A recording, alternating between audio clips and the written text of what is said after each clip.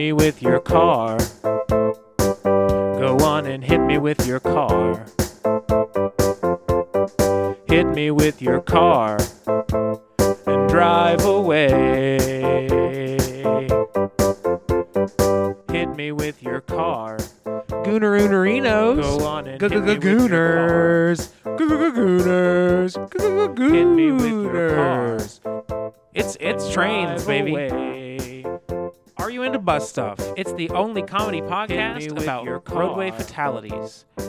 What's our line? Is the line? It's the only comedy Welcome podcast. to another installment of Are You Into Bus Stuff, the only comedy Drive podcast. away. Ah!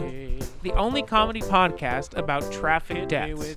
Sometimes we say traffic deaths, sometimes, and I believe what I wrote on all the copy recently was roadway deaths. I like America's roadway fatality crisis, or America's roadway violence problem. Yeah, yeah. Fatality crisis, violence issue. We are attacking My name is the Big car Daddy part Ben of the Carnero. empire. My name is Big Daddy Ben Carnero, and this is little boy Lucas Riley. No, I'm your auntie, Lucas Riley. This is Otter Lucas Riley. Is that what otters do?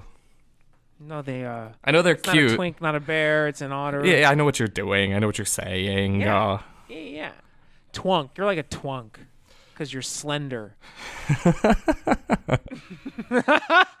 Are you into bus stuff? It's the only comedy podcast about dying in traffic. Is that good? Is that better or worse than traffic deaths?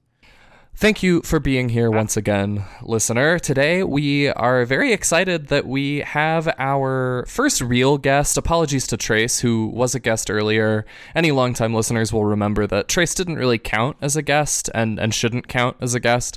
And now we've got a real guest, listener. Are you excited? Who was Trace being again? What do you mean?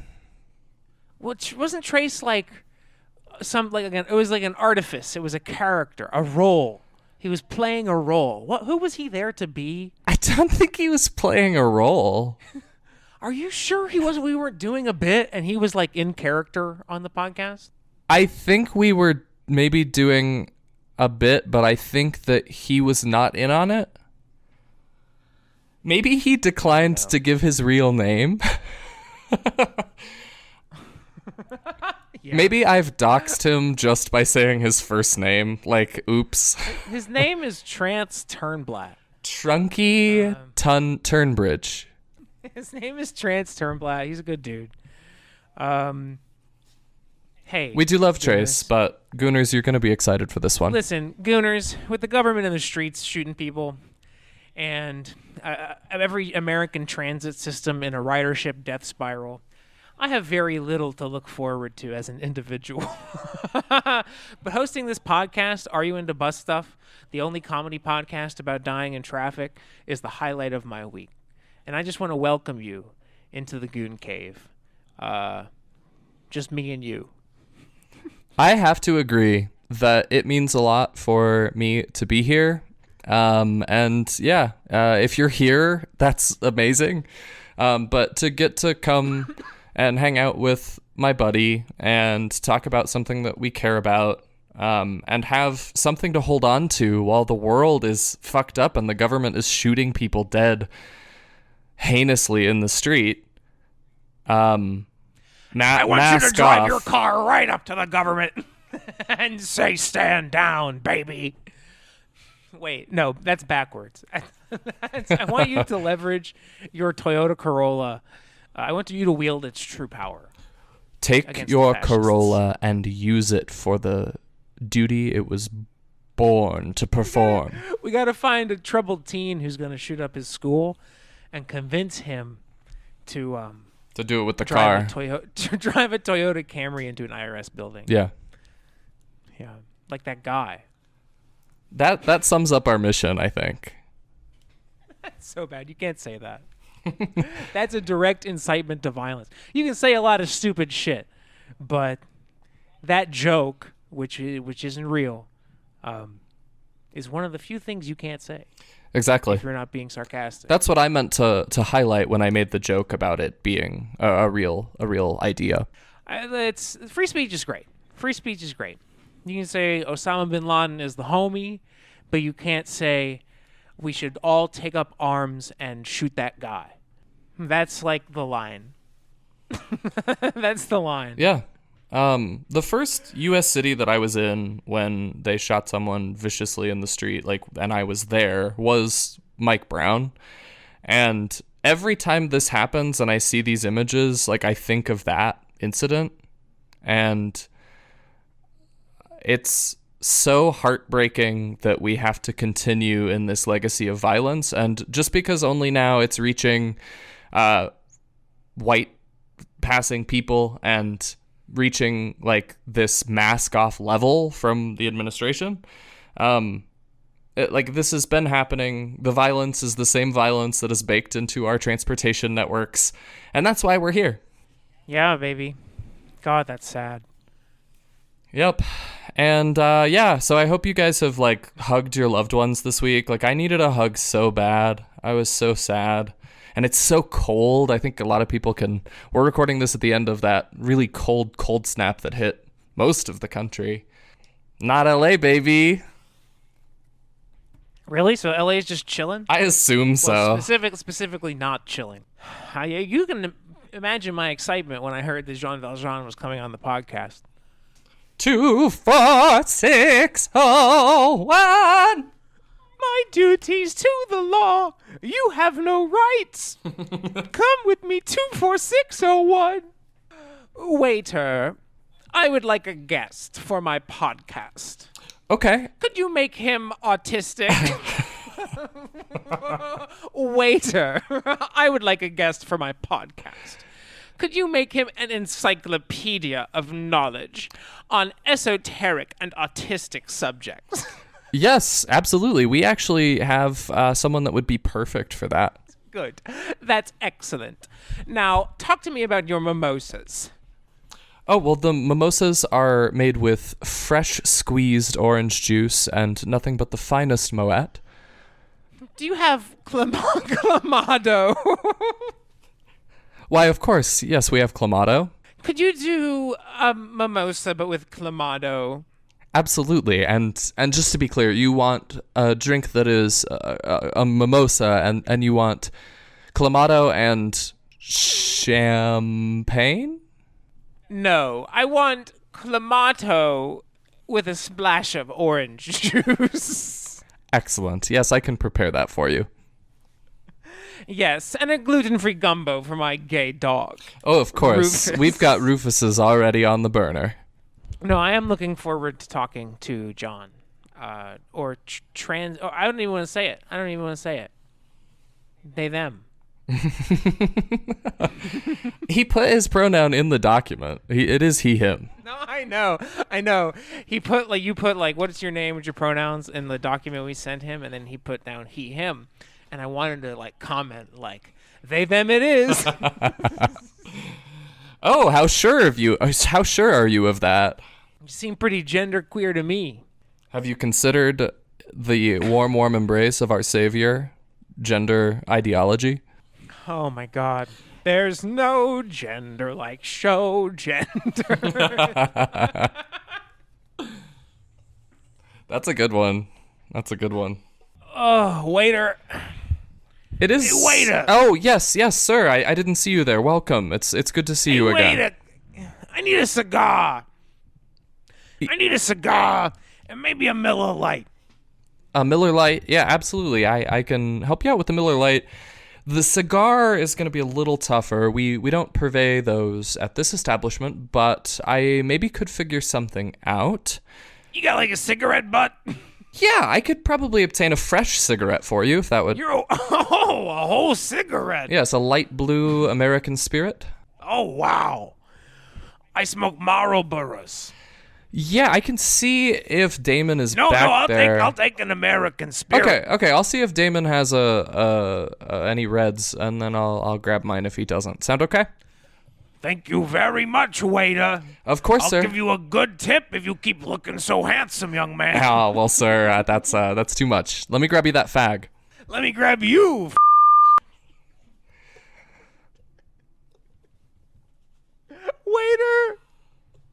Waiter, I didn't mean it. Waiter, I didn't mean it. Anyone can be the Christ. Anyone. You can be the Christ. Okay. Priority number 1. When we have a guest, act natural. Priority number 2, don't use any words that you can't say anymore. Priority number 3, I had been reconsidering the rules of the podcast. Rule number 1, smoke weed every day. Okay. Rule number 2. Oh, what was rule number 2? I had thought of a good rule number 2. Rule number 2, don't email my wife. Rule number 3, I don't know. There's no business like show business is pretty good. I think one of the rules is about adding dots to the map, adding incidents to the roadway fatality crisis, because that's the only way that the map stays in business. Yeah, more traffic deaths means more profit. That could be. It doesn't have that zing to it. It's just not. It just doesn't have that zest. But I don't mean it like that. Yeah. It doesn't have pop. It doesn't Sparkle. have pizzazz. It doesn't have showbiz. It doesn't have showbiz. It doesn't have show gender. Rule number 1, smoke weed every day. Rule number 2, don't email my wife. Rule number 3, transportation department. That can't be right. Yeah, that's also, so that's the other thing, but it vacillates. It vacillates between those two things, and somewhere in the spectrum is the future. And it's hard to calibrate. Take back the streets in the dead of night? Take back the streets in the dead of night on Christmas Eve. Rule number 3, oink for it. Rule number 3, oink for it. Oink Oink for what? Oink for it, pig boy. Oink for it, little piggy. Wait, so the 3 together again, please. Rule number 1, smoke weed every day. Rule number 2, don't email my wife. Rule number 3, oink for it, piggy. I don't know what the last one means, but it is very, very funny. If you have a better idea for rule 3, listener, send us a message. You can reach me at lucas@roadway.report. And I would love to know, because I'm sort of at a loss. Like, I'm trying to play, I think I've said exactly this on the podcast before, but I'm trying to play tennis. And sometimes I just get, like, instead of the tennis ball, it's like a banana is thrown over the net. No, man, this is coherent. It's not like I was in my girlfriend's apartment this morning, like repeating, like, I'm not crazy, like over and over and over again. That's definitely not something that happened this morning. I'm not. Yeah, this is a publication. Crazy. This is a publication, and the death map is a tool that is made by people who are, I would not describe as mentally ill. I have been crashing out too much. I need Zen. Yeah. Have you been on your bike? You don't find the Zen on your bicycle? No, I haven't been out enough. I've been sitting too much.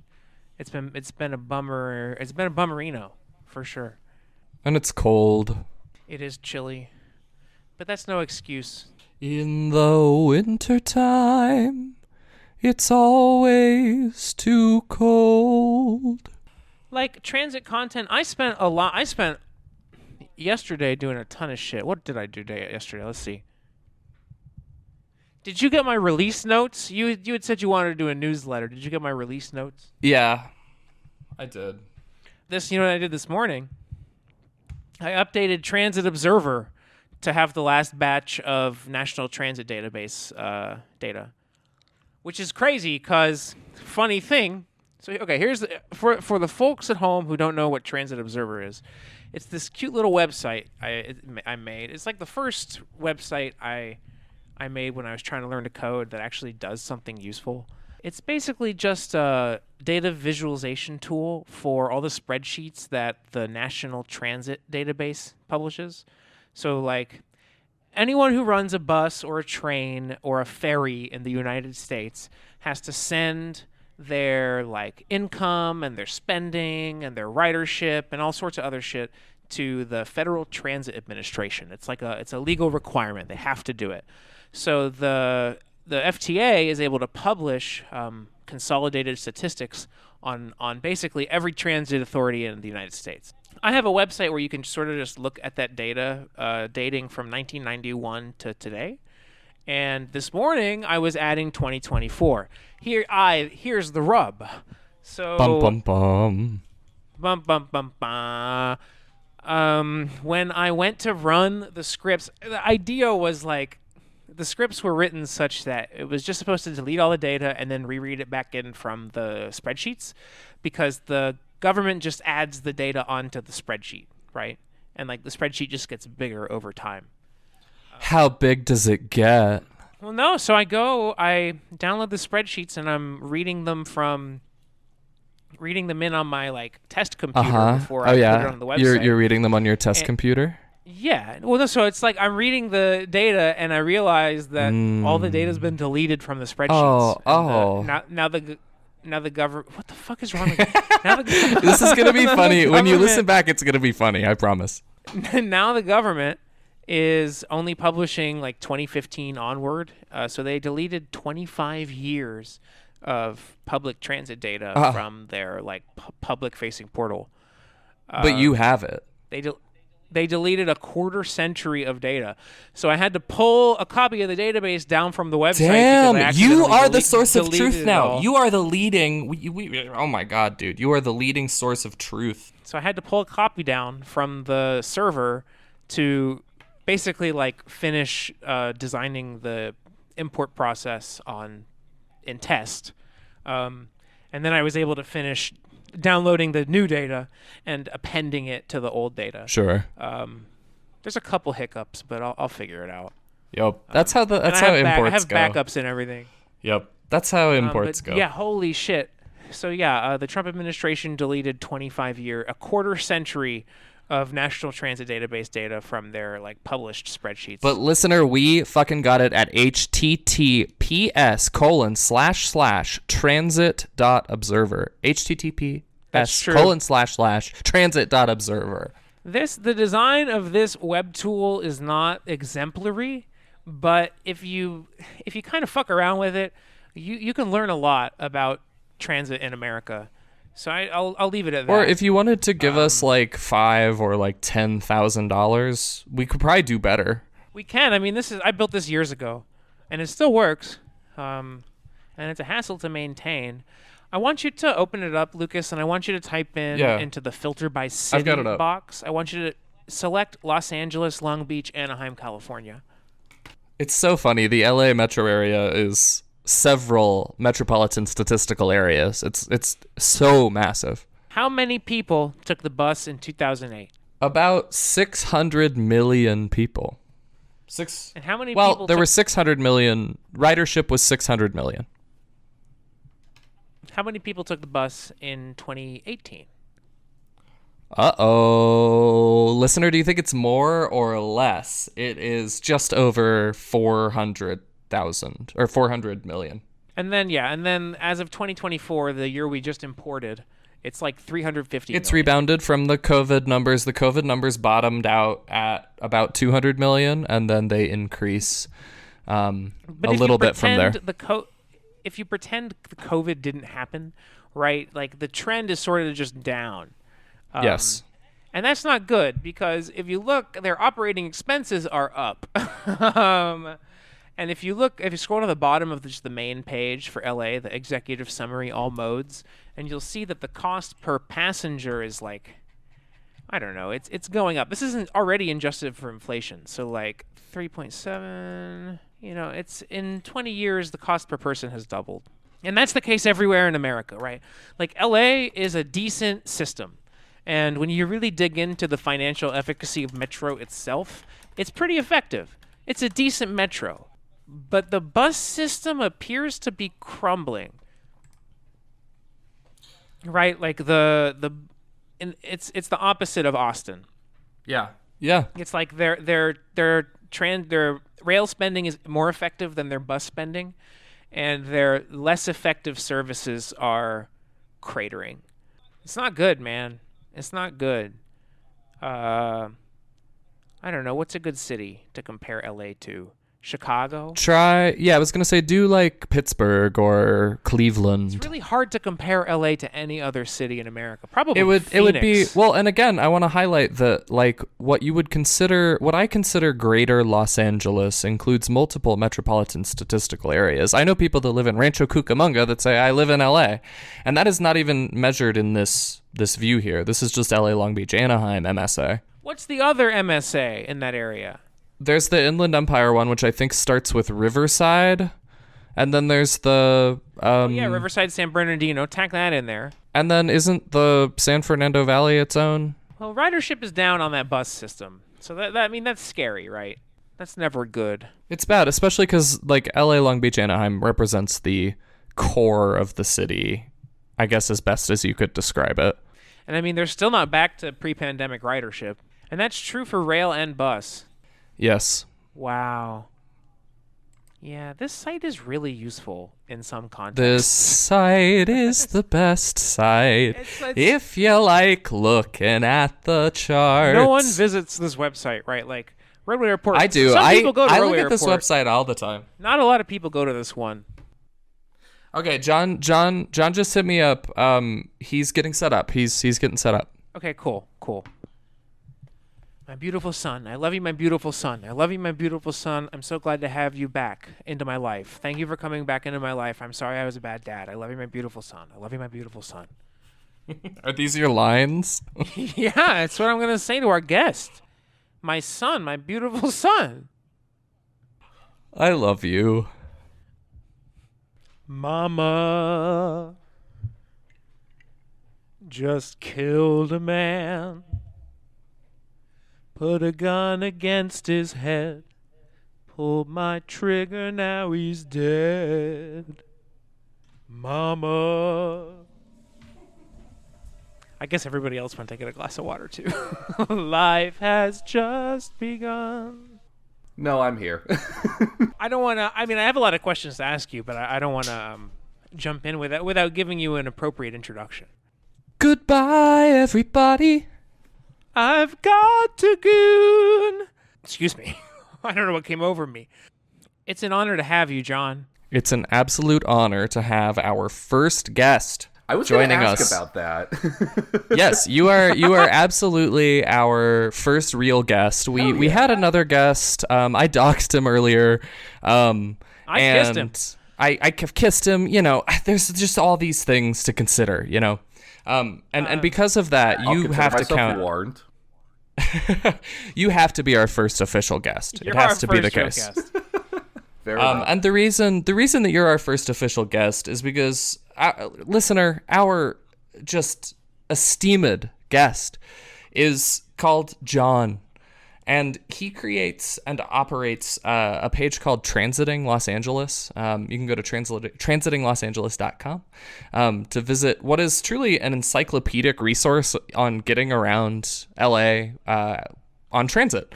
And he also makes content. He makes podcasts. He makes YouTube videos. He's truly a mensch of transit content and media, and just has clearly been at this a long time. And we're honored to have John Perry on from TransitingLA. So welcome, John. I think calling it encyclopedic is giving it too much credit, but I do my best. I don't know. Ben would beg to differ. Well, it appears you have a pretty good attention to detail. Yes, that is true. I put a lot of work and research into everything I make. I put a lot of effort into the death map, but this is low effort content. It is. We capture the ephemeral with this podcast, which is a challenge, but it doesn't require the kind of like foresight and like dedicated planning that like what your site is represents. Like you have built out so much usable content. This is drivel, right? Well, to be fair, I've been at this for like a few years now. Like this whole thing kind of started as like a pandemic project. And I mean, I've always been a transit nerd, and my educational background is in urban and transit planning. Yeah, like as a platform, it's for one, I love travel content, and this is a way to kind of capture a lot of overlapping interests. So transit, obviously, but then also just like local history, culture, travel. And so, yeah, I started when I was unemployed during the pandemic. I started making these guides. And then later on, I started doing the podcast, kind of as a way to kind of cover more kind of historical or current transit topics outside of that travel guide format. We did some artist interviews that I'm really proud of. And then it turned out the podcast, it wasn't really originally intended for it to be like this, but it turned out it was kind of a trial run for video content. So now I've been making sort of the pivot to video and developing the YouTube channel. Yeah, absolutely. And I want to highlight that while like your site and your work is has a lot of depth, like you also have such fun with it. I really appreciate the end of the purple line video. Oh my god, I had so much fun making that. I felt so good making that. It's stupid, but in such a fun me way. Yeah, I mean, and like even the thumbnail of that video, looking at the little dinky purple line and saying, "Ooh, he's small." ooh my. No, I was so stupidly proud of that thumbnail, making like how often do you get to make a dick joke about a transit line? Like, you know, I was very like stupidly proud of myself for that. The answer is every week on this podcast, and that's fair. And every moment of every day, you can make a dick joke about a transit line and just cheer yourself up ever so little. Los Angeles, California. Yeah. Lucas said he was gonna lead. No, I'm leading. I feel like we're having fun. So yeah, Los Angeles, California. I've gotten to spend a little bit of time here in. I lived in LA. Just a hair. I lived in Burbank, which sucks. Let's be real. Yeah. Yeah. I wish I had lived in I don't know, like East Hollywood. That's a good Who doesn't one. want to? Yeah, who doesn't want to live there, right? Yeah, East Hollywood, K-Town. That's like where that's like the real heart of the city, right there. Are you still near the Grand Station? The Grand Central. Wait, what? Oh, no, the Union Station. There's the one. What's it called? Grand Avenue Metro Station. Oh, You had mentioned that you commuted. Yeah, up a not hill anymore. near I'm not working downtown anymore. That was pre-pandemic. I was actually. Okay, so that was your end. That was your destination, not your source. Yeah, exactly. Yeah. And of course, that station opened after I had a job down there. As it goes, would have been nice to have that while I was commuting there, but oh well. Well, if you don't mind me asking, where were you coming from in the city? Transit. I've lived a few different places in LA. Like when I first moved here, I was in Boyle Heights very briefly.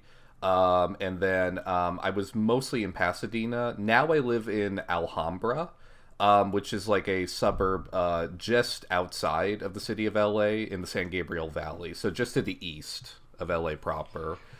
This is a shot in the dark, but is Alhambra like a slightly spicier Pasadena? Yes. That's an interesting. If the answer is no, that's okay. Oh, wow. I mean, well, that's interesting because Pasadena historically was very, like, infamous for being a super Republican town. And right. And it's very diverse and, like, very liberal now, but, but it still has that kind of old white, feeling towards it. Although it depends on what part of Pasadena you're in, because there is, like, a predominant like black neighborhood of Pasadena. There's a Latino section of Pasadena. Alhambra is more famous for being like in the heart of the Asian American community. Like the whole San Gabriel Valley as like probably the highest concentration of Asian Americans anywhere in the country. And Alhambra is like right in the middle of that. So when I tell people that I live in Alhambra, their first thing is like, oh, the food. Oh man, the food, and food is very good here. Yeah, like I'm not gonna lie. But yeah, Alhambra, Monterey Park, San Gabriel, like this is like really the heart of like the Chinese American like community for like the whole country, really.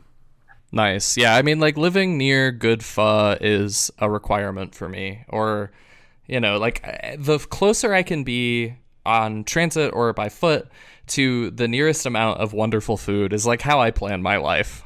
That is really what it's all about. It's about the Yeah. ability to get a sandwich in the middle of the night and very little else. What I mean, like, what's the point of living in the city if not for that specifically? Yeah. Yeah.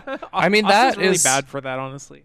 It's decent I live depending in on, the I guess, one where you are. neighborhood in Yeah. Austin where you can get a sandwich in the middle of the night. It's hard. Like 24 eateries are such like a dying breed. Like they're basically dead at this point. Like it's so sad. It really is. Yeah. So that's, I mean, that kind of brings me to my first like real question for you, John, given your expertise and your lived experience, having like clearly studied the transit system in Los Angeles very closely and from having lived there. We, look at Roadway Report and the maps that we make, and roadway.report/California for any listeners following along, roadway.report/California. You can see the injury map for the state of California that contains all the publicly available injury data for the whole state. We'll focus in on LA today for the conversation. But like it seems bleak. Like looking at the injury map, everywhere in LA looks like pretty scary to get around outside of a car or inside of one, right? Like it's not a good situation. So I'm curious, like from someone who's using transit every day in LA and from someone that knows about the history of LA, what is it like on the ground in LA right now, like using transit? How is it different than it was 15 years ago or 10 years ago? I think you said, yeah, you've been there like almost a decade. So About eight years now, yeah. Yeah. So I'm just curious, like, as someone who gets around on transit all the time, how do you, like, what is your summation of the state of transit in LA? The state of transit is good. The state of transit is never. It's very good. It's the very best. It's the best it's ever been. I honestly, I think the state of transit in LA is better than most people would give it credit for. There is a very robust transit network around LA. Like Metro does have a really solid bus network, and it has an expanding rail network. And so it is actually like surprisingly feasible to get around the city without a car.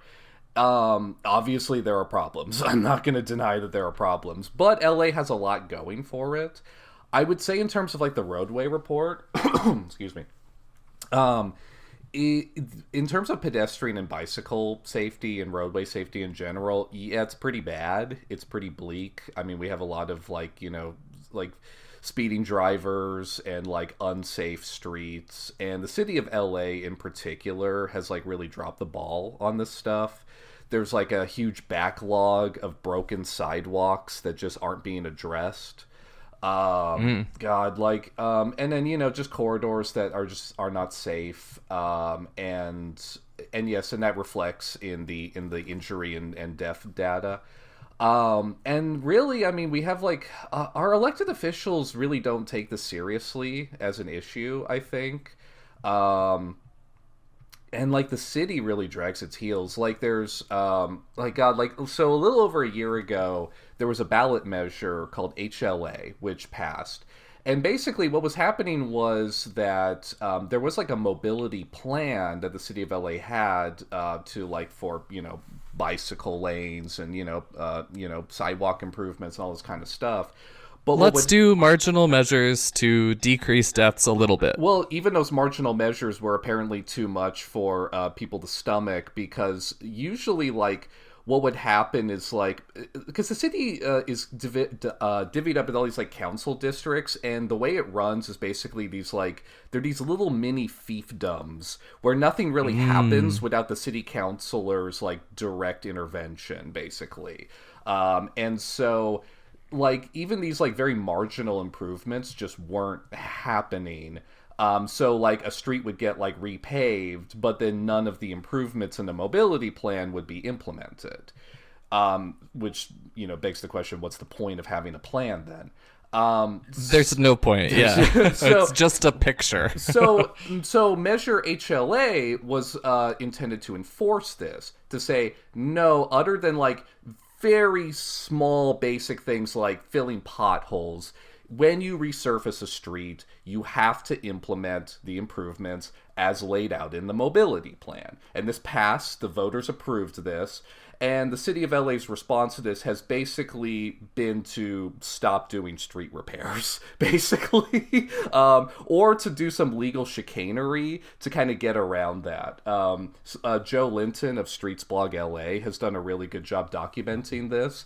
Now there's a new frontier where the city of LA will classify street resurfacing as large asphalt repair to get around having to implement any of the mobility plan improvements. And so he's actually filed a lawsuit against the city. So I mean, yeah, like that just makes me sick to my stomach. it's so bad. It's so bad. It's so stupid. And like, you know, for the elected officials, like, roadway safety is just not, like, I think, taken seriously as a real issue in our local politics. Like, when the election comes around and, like, you know, like, people are talking about the issues they care about, the things that come up are things like homelessness, that's the big one, housing affordability, perceptions about crime and safety, the budget. There was a brown person in my neighborhood. Kind of, yeah, pretty much. Or or like, hey, why are we spending over half of the city's budget on the LAPD? You know, like, and then now, of course, in the last year, well, someone has to shoot them. Someone has to shoot this loiterer. It's not gonna be me. Who else is gonna do it? And then, of course, in the last year, of course, where they're like the city's response to various disasters, like the wildfires that happened last year, or now the ongoing ice raids. That's like, you know, where like a lot of attention is going.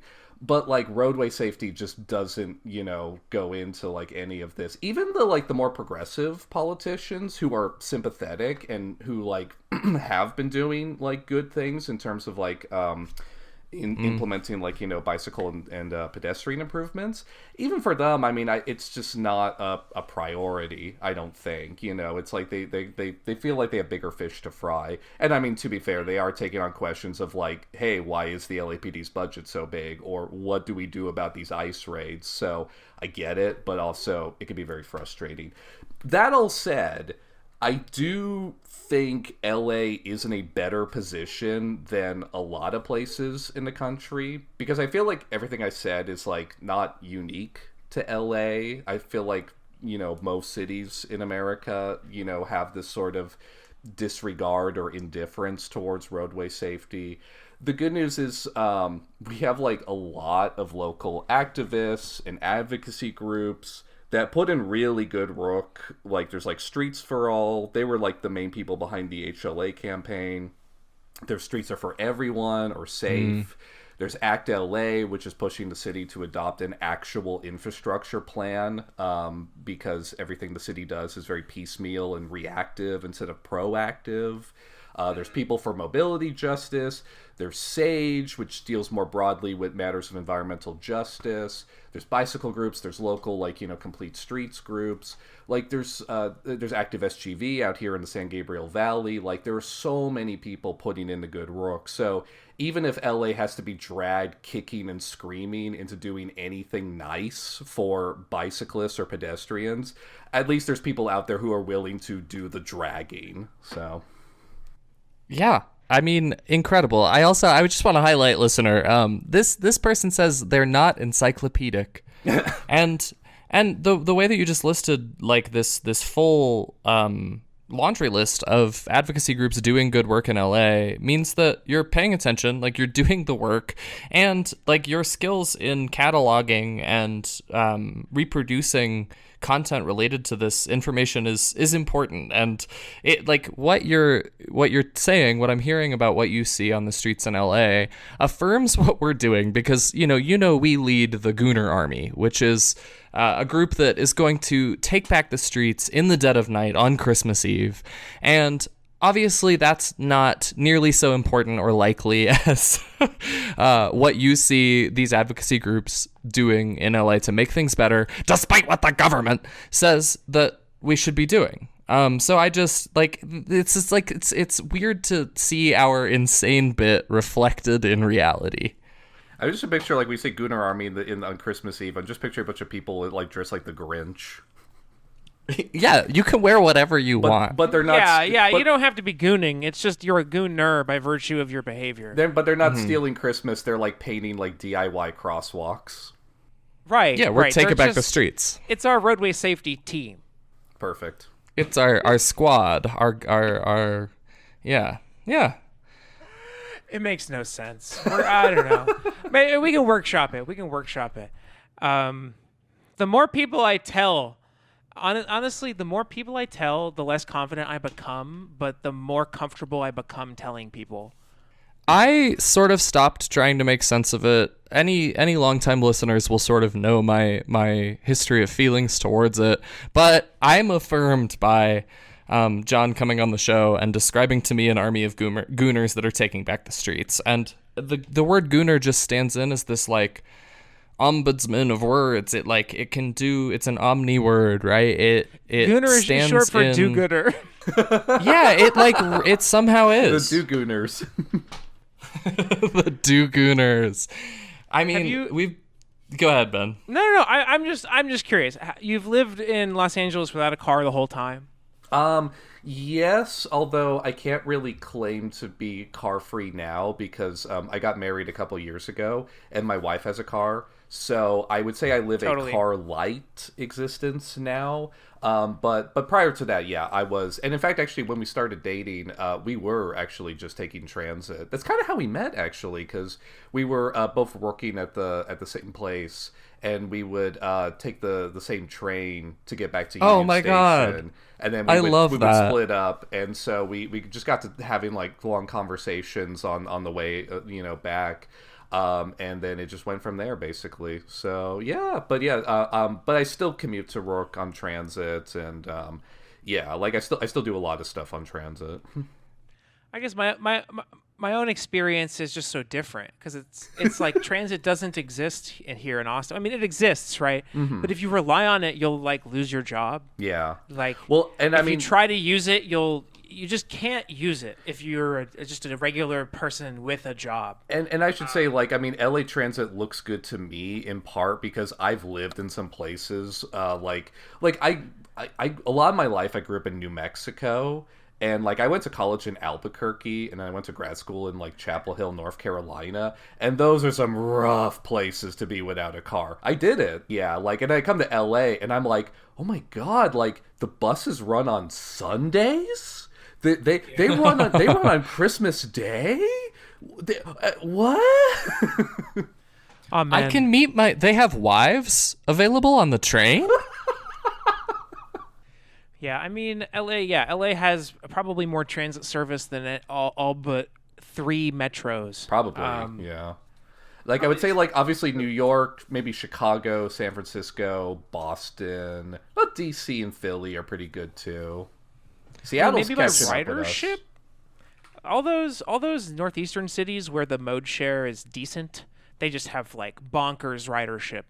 LA's mode share is decent, though. Isn't it like 10, 12%? Something in that ballpark. And that's, like, a thing about, like, why, like, my perception of, like, because a lot of people walk, bike, take public transit in LA. It doesn't reflect as much in the mode share, like, in the percentage, but just in sheer numbers, it's a lot of people. So, like, you get on the buses, and they're crowded. Like, I remember, I got to interview the YouTuber Miles in Transit. He did a video where he tried to ride every transit system in LA County. And so I interviewed him about it. And one of the things, and he's coming from the East Coast, like he's a Boston/Philly guy. And like something he said he was impressed about is that like you can be in a pretty suburban part of like LA County, and like still you'll have like a metro bus that runs every like 10 to 15 minutes, and those buses will be packed. Like, and to be fair, it's like those communities are often where people who rely on the bus are living. Like, it's those kind of suburban, like those are more where you're going to get like low income folks. Yeah, like it's a well used, robust system.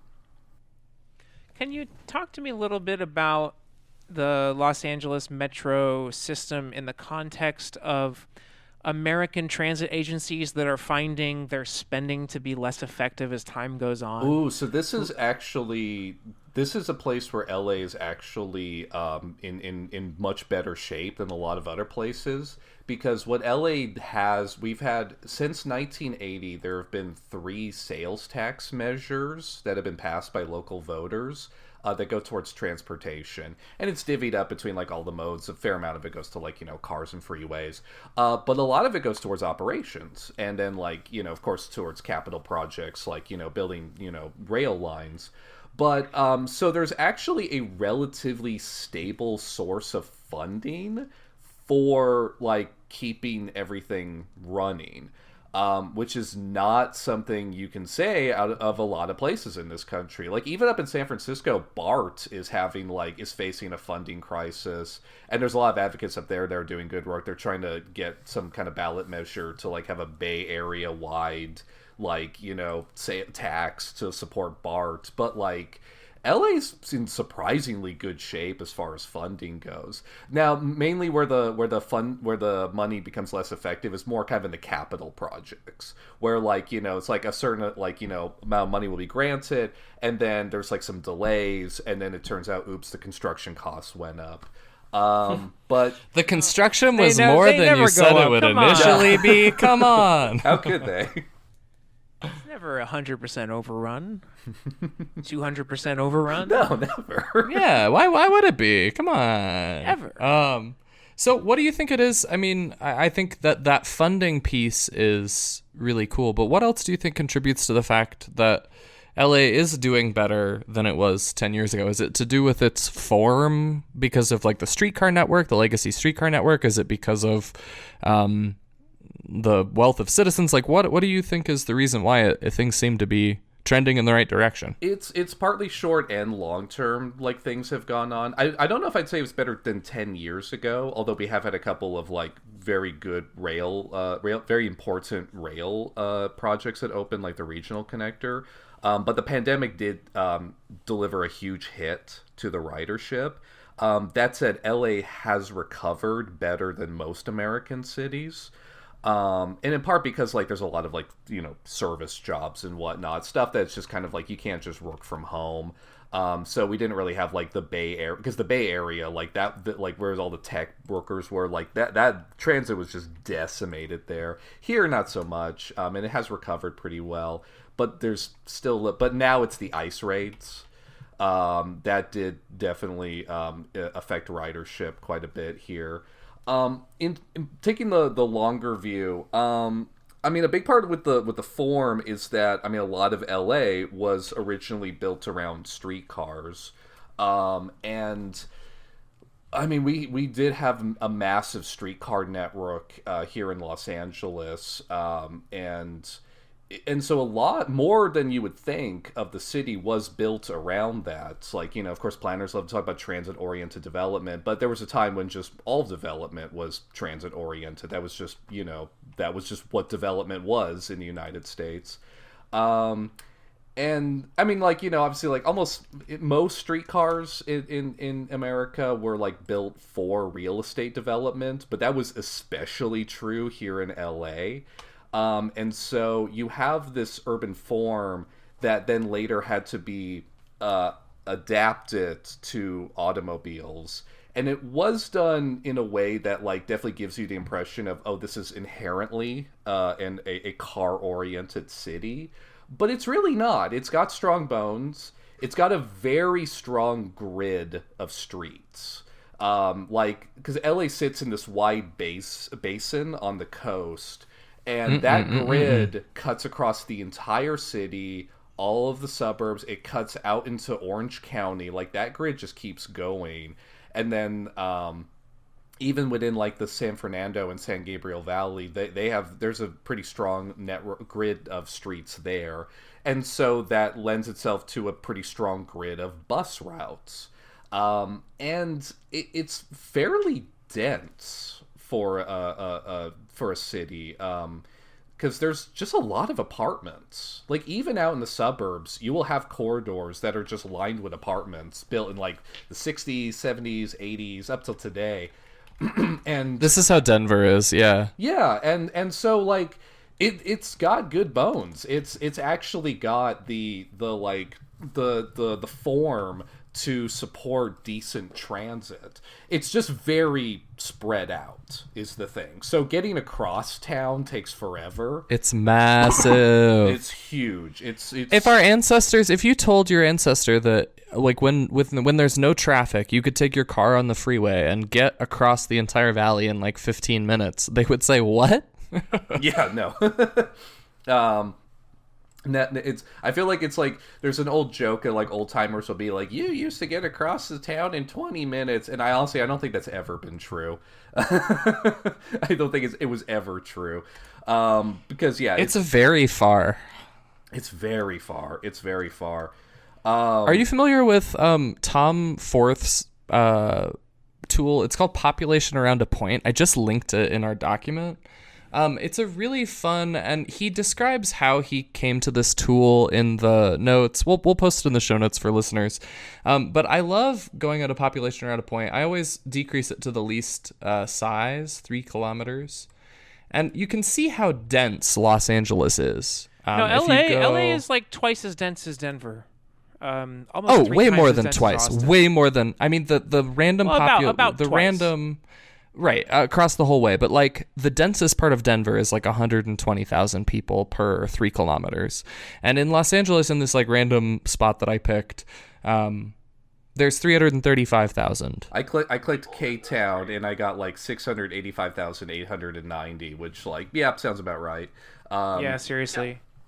Yeah, I mean, like, it's because, I mean, there's just so many people here, and, I mean, it feels impossible to get around because it's so big, but, I mean, the surprising thing is that I think LA is actually a fairly walkable city. Most people would laugh at that because it is so big and so spread out, so, like, most people need to travel long distances to get to their job or get to school or what have you, but on the neighborhood level, things are pretty good. Like, you don't have like a ton of cul-de-sacs. Like, you know, you don't have a ton of barriers. You will have very busy roads, so that's kind of a barrier. You do have freeways; those are definitely barriers. But The only barrier is cars. yeah, exactly. The only barrier is cars. What's ironic is, yeah, the mountains are actually less of a barrier because that's where all the hiking trails are. That's where people go to walk. They drive to the hills to walk. So, like, I mean, it's like there are definitely issues with getting walking around, but like if you just get dropped in any given neighborhood in LA, you'll find it to be pretty, like, you know, easy to walk around. It's like it can be downright pleasant. You know, there are like older neighborhoods that are just lovely. They have like lovely old homes, staircases like they do in San Francisco. Like, yeah, it's lovely. Until you reach a like arterial car carrying Right. road, and then there's a tiny sidewalk and everything changes. It's like a mirror world. No, And exactly. It's crossing I want to those draw attention to the arterials. fact that even in the worst neighborhoods, as far as traffic violence is concerned, I mean, with the exception of downtown, there are streets in every community in the city which are, I don't want to say immune from traffic violence, but it's like there are quiet neighborhood streets everywhere, and I don't think that I mean, LA is, as far as population and population density are concerned, is really second only to New York. Pretty much. And so I don't think that's Chicago would beg to differ. I know San Francisco would object to that, but I feel like that doesn't count because, like, San Francisco. There would be a lot of. If you have to include the entire Bay Area, which would be the fair comparison, like, no, LA is better. There would be a lot of cities standing up and say, "Well, no, actually, we're the best." Yeah. But no, I mean, there are quiet streets everywhere in the city. It's just those arterials that sort of gouge their way through communities. Yeah, no, exactly. That's always the issue but given all that, it's kind of surprising how good it can be to walk around LA. Like I say, obviously there's issues, but it's surprising. It's you know, it's good. Yeah, I mean, I feel the same way about Denver, because Denver, I would say, is similar in form and has copied a lot of things culturally from Los Angeles and in lots of other ways from Los Angeles. I mean, they wouldn't be the only Western city because, like, you know, I already said Exactly. I said Albuquerque, but like, yeah, both Albuquerque and Phoenix have definitely copied a lot from LA as well. Exactly. Yeah. I mean, Salt Lake City, even. I mean, the Mormons had their own like street grid, and that was pretty cool. But they, I mean, yeah, anywhere that is within LA's sphere of influence, LA is like a source of modern magic, and but Denver is one grid, population, everybody. And because of that, I see great potential in the future if we can like build a connected network of streets that are actually safe for people outside of motor vehicles. And then just once we've built that network as best we can, people will realize that it's better than driving their car everywhere. Because we do have good neighborhoods and we have beauty and we have all of the things that we have good food. Like we have a population density high enough to support interesting urban life. And I admire your love for your city, because I know that when you dive into the history of a city, sometimes it can be hard to like retain that love. It's hard to lose faith, and I think we were very vitriolic on this podcast, and so like your approach towards your city gives me hope. This is not a place of optimism. Abandon all hope, ye who enter here. This is not a heroic place. What's the thing they put outside the like nuclear like waste sites of like, this is not a place of honor. That's it. This is not a place of honor. No, like LA. Well, I feel like it's easy to sort of retain that like that fascination with LA because. Obviously, there are plenty of people who are like interested in the history of LA, but it's not that many people, and LA is definitely a place that like a lot of people sort of think of as not having history. So it makes me feel like a big know-it-all to be like, hey, did you know? No, but it's not. We do have history, and it's short and it's violent, but we have it. Like. I think that people being shamed for having a passion about the place that they live is tantamount to treason. Anybody? Nobody? Ben, you're not jumping in. I don't really on know that. what you mean by that. I mean that when we live somewhere, we should make it a home. And if there aren't people in our home that care about its history and like dive into its intricacies, whether those are as deep as like the Chinese Empire or as shallow as the city of Los Angeles, like they are both histories that deserve to be explored and learned from.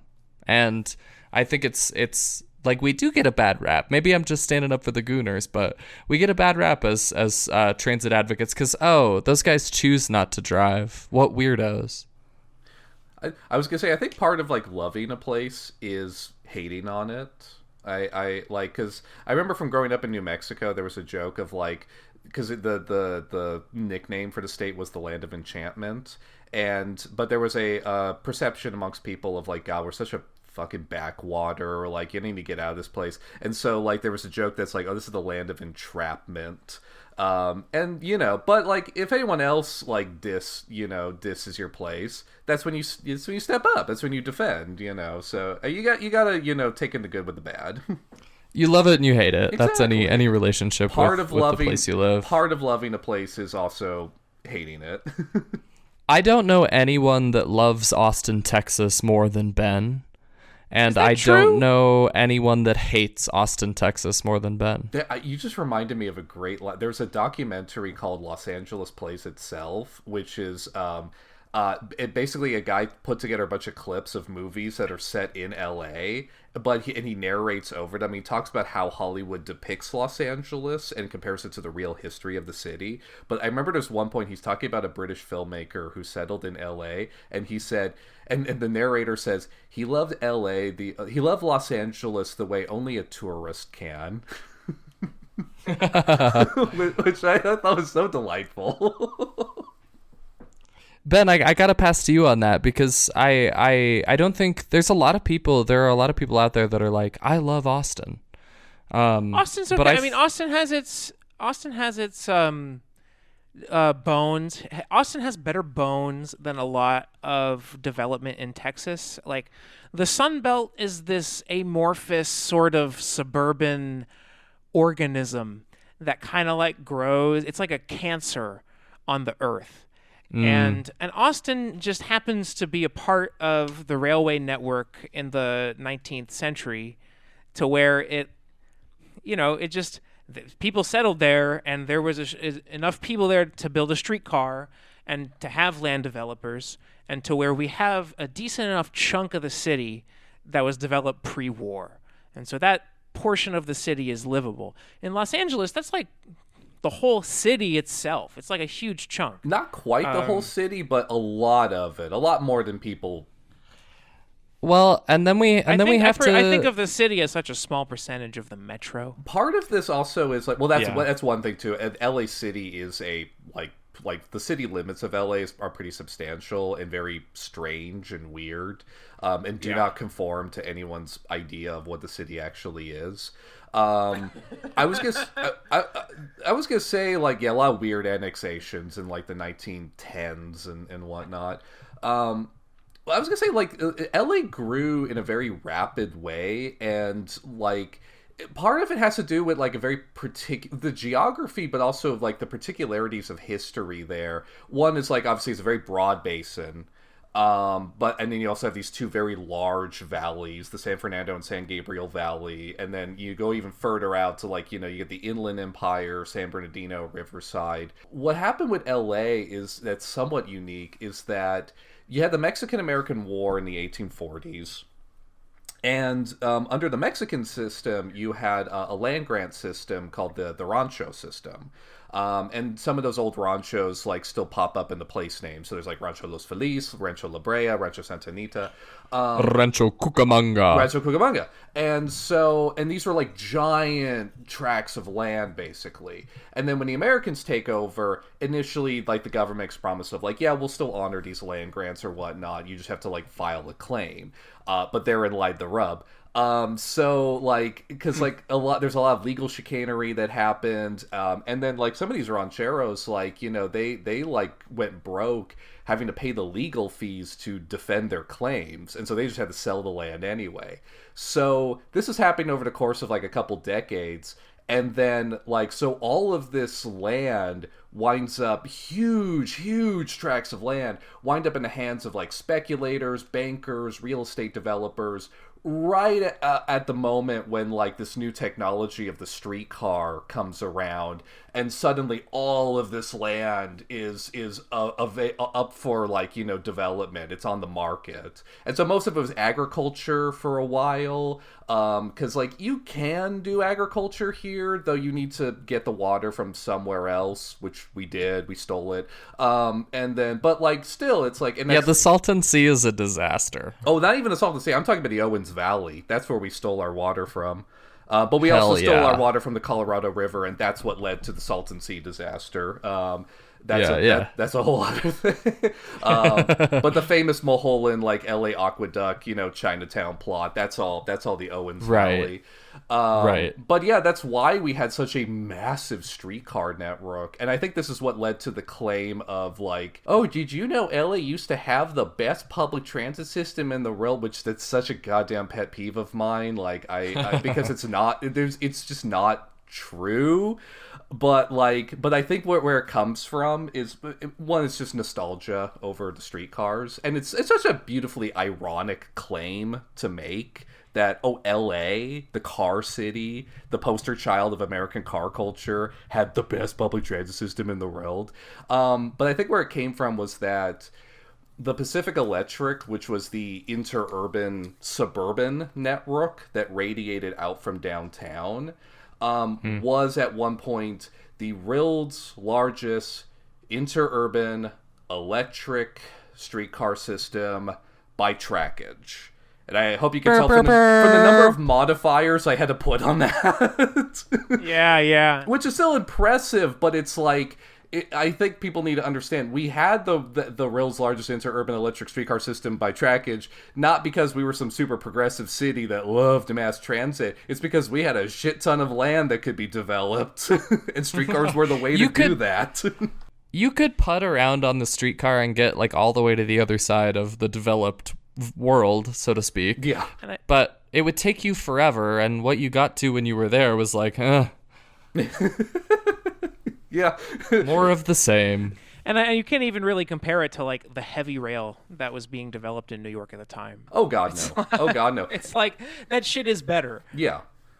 I mean, it's why it's like, I mean, like, yeah, like our rail system honestly was like kind of like, yeah, flimsy and sad, honestly. Like we had a lot of it, but like that doesn't mean it was a particularly efficient system. I mean, for one, it all radiated out of downtown. It was a hub and spoke system.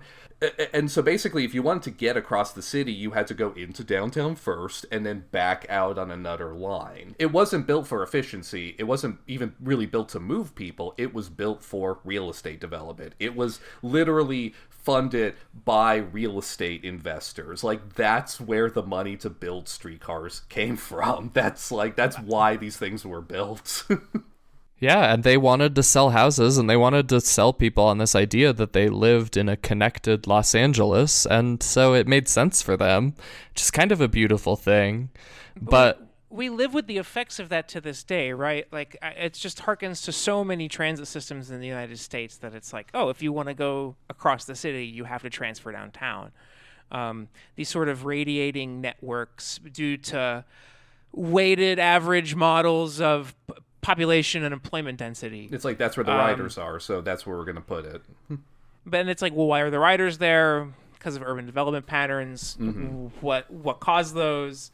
Often transit. I mean, it just depends on where you are. The context is so different for places that were developed at different periods in American history. Oh yeah, I mean, and my knowledge is more LA specific. It totally depends on what city you're talking about, but it is surprising.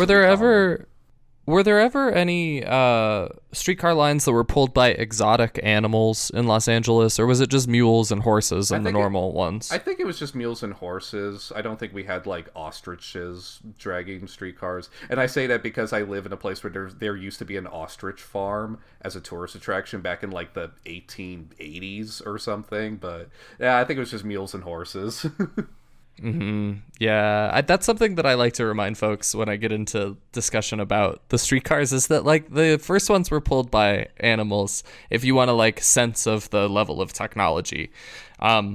And I love the idea of an ostrich pulled streetcar. How many do you think you need? Like 6 or like 8? Oh yeah, 10? God, you would need a whole flock, man. It would. And I don't know how you would keep them from like pecking people's eyes out. Exactly. I mean, that's why the Longhorn is so ubiquitous in Texas, Ben, right? Is because it pulled the streetcar. We had a mule car. And then a guy wanted to build an all-white neighborhood, so he built an electric streetcar. But it was just a guy, that was his shtick. He was like, do you want to live free of the blacks? For the price of a beer a day, you can get a mortgage and move to Hyde Park. And I live there today. Wow. 125 years later. Wow. Because, I mean, hey, baby, it's transit-oriented. Yeah. I mean, not even. I can't even take a bus downtown. I just ride my bike everywhere. No, fair enough. That was... Sorry, go ahead. No, it's bad. I mean, the state of things is bad. Like, if I wanted to take a bus, I would have to... It's like It doesn't come super regularly. Yeah. I could walk in one direction, and I could take a bus downtown with 15-minute headways at peak or 30-minute headways at night. And then that only goes downtown, right? And then I have to transfer if I wanted to go somewhere.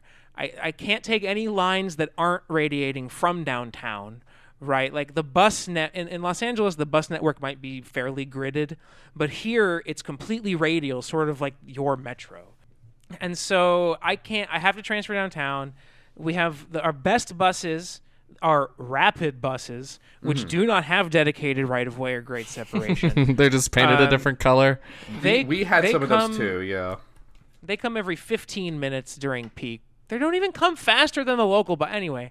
They don't even, your wife isn't even on them for you to find. The only benefit to riding the local the rapid bus here, there's two benefits.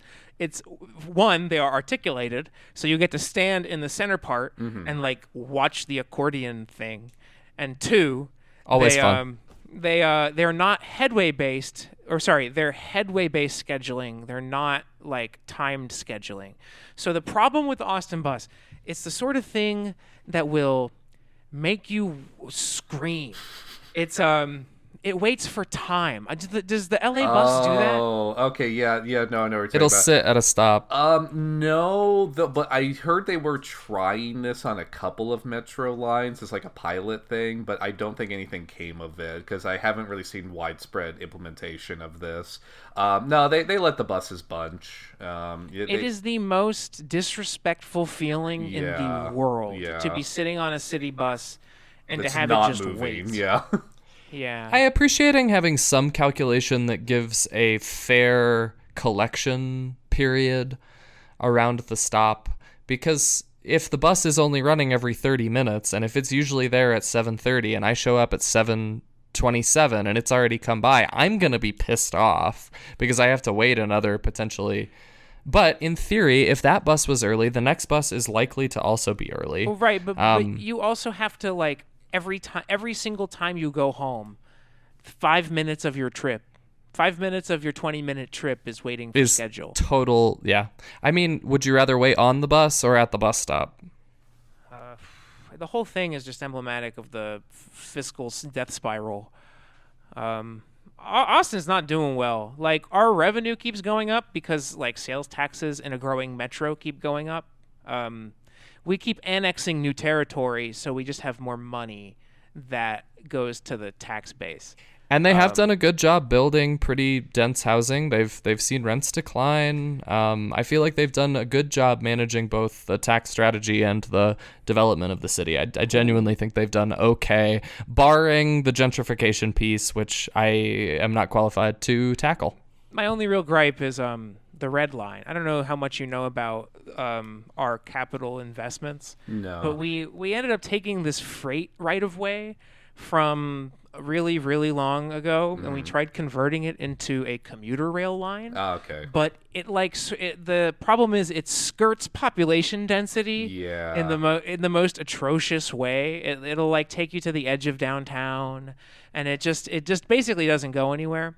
Of all the transit corridors that we should have been investing in, it was something like 35th on the list. God damn.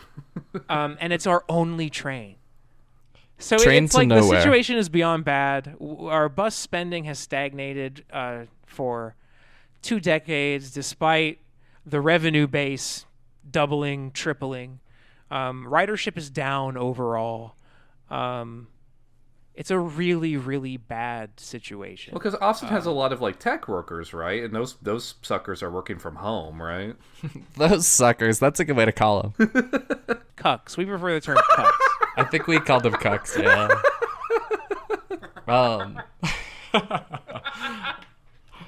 John, thank you so much for being on. This is really, really fun. Like, I'm learning a lot, and like getting your perspective. I spend a lot of time thinking about these things, and I think often about urban form, particularly in my neighborhoods, and like when I'm looking at redevelopment projects in my city, like I'm thinking about them a lot, and like having your perspective is making me think about things in new ways. So thank you on a personal level. And to maybe kind of pivot out here, so we were talking about the streetcars. They used to exist in all our U.S. cities. They used to exist in LA, in arguably, with all those qualifications, the most extensive network in the world. So why did they phase it out? Why is the streetcar no longer there? And what is the General Motors conspiracy theory? All right, strap in. So let's get to the meat of this. Okay. Well, I always say if you want to understand why they phased out the streetcars, you got to start by understanding why they were built in the first place. And I always said property development. And so like initially this sounds great, like, oh, okay, it's transit-oriented. These are the first suburbs, streetcar suburbs. That's great. That sounds great. Now, slight problem. So after the streetcar is built and the land is sold off and developed, what do you do with the streetcar after that? Because all the guys who put the money into the streetcar, they sold the land. They're done. They got their bags. So what happens to the streetcar? And it turns out so what happened in most cities was there was a very rapid process of consolidation of these individual streetcar lines into these private monopolies. And this is a very important thing for people to remember, is that mass transit up until like the 50s or 60s was a private enterprise. It was run by private companies. It was not handled on the municipal level. Well, it was like with very few exceptions. And so basically there was a profit motive attached to it. And I mean, to be fair, like transit lends itself to monopolies. You can only really run transit efficiently at scale, and you want a high degree of coordination. So you do want it to be under the control of like a central authority. But when it, like, you know, it's a private utility, and we all hate private utilities. Like, everyone hates their internet company. It was the same thing with streetcar companies. People hated that. People were just like, oh God, like, you know, my streetcar, I there's never a seat on my streetcar. They're always packed because the stupid company won't run more streetcars on my street. You know, people resented it. You know, they did run with some degree of government oversight. Like, all of these are based on like franchises. So like, which is basically, a franchise is just like a contract the city writes up that says like, this company has the right to run transit on the street. So like, it could say something like, I don't know, like the city of Denver grants awards the franchise to Lucas and Ben Traction Holdings Incorporated. Let's go. For the construction and operation of a streetcar line along, I don't know, what's a busy street in Denver? Colorado Boulevard. Colorado Boulevard, from here to here, to last up to not to exceed 100 years. You know, something like that. You know, boilerplate stuff. And so I mean, there's like a little bit of oversight, but like, and like, you know, if they wanted to raise fares, you know, they have to like, you know, get approval for that. But for the most part, these are running as like private utilities. And so this causes a lot of resentment. There's like, you know, issues over like labor rights. There's lots of strikes. There's like, you know, matters of like maintaining the quality of transit service. The progressive movement really hated railroads and streetcar companies, like, you know, and so for a good example here, the Pacific Electric here in LA was doing some particularly scummy stuff. So the Pacific Electric had a discriminatory fare structure. And so, because again, it was built for land development, so they would build lines that would go into land that their investors owned and could sell off, but then they would also acquire older existing lines from other companies to build out this growing monopoly. Yes. But they would charge higher fares on the lines that they were getting from other companies, because they're not making money from the land development. So they're getting money from charging higher fares. And on the west side, this actually eventually led to in the 1920s, because most of the lines on the west side were older, and Culver City and Santa Monica had this like ongoing kind of like, you know, feud with the Pacific Electric over this. And then finally in the 20s, the final straw came when the Pacific Electric got permission to raise fares on those lines. And Culver City and Santa Monica both said, fuck you, we'll do it ourselves. So they both start running their own municipal bus lines. Hell yeah. And they both competed directly with Pacific Electric services. And what they would do is they would go as far towards LA as possible until they intersected with a LA railway streetcar, which was like the local streetcar network that was like, and which still only charged a nickel at that time. So people could just bypass the Pacific Electric altogether. And those bus lines are still with us today. Like, they formed the foundation, because again, municipal transit back then was super rare. So, like, that's how much, like, you know, people hated the Pacific Electric. So, I mean, like, so there's a lot of, like, issues with it. But then what really leads to the downfall is you have a couple things with the Pacific Electric specifically. So in 1911, there's this thing called the Great Merger that happens, which that's the last merger that creates those two streetcar networks: the Pacific Electric, the big suburban interurban one, and the LA Railway, the local one that just serves downtown and central LA. And the Pacific Electric was sold to the Southern Pacific Railroad, and which at the time was like one of the biggest corporations in California. Like, they were like the railroad out here. And the Southern Pacific was not so much interested in the Pacific Electric for its capacity to move people, but in its capability to move freight. Because, freight is easier. You can like throw a bunch of oranges into a crate, toss it onto a boxcar, and ship it across the country, and that's no problem. You can't really do that with people yet. They're working on it, but because people complain, they're cranky. Oh, I want a seat. I want air conditioning. I want to be able to breathe. My dog Rufus needs gluten-free air. I don't want to sit on a rail siding for 13 hours at a time. Wah, wah, wah. Where's my cigar? So the Southern Pacific was still obligated to continue running the Pacific Electric, but they had no interest in expanding the network. They were like, yeah, we already have this giant network. We're fine. That's fine. At the same time, in the 1910s is when automobiles start becoming common. And this is a huge deal because, again, streetcars are built for real estate development.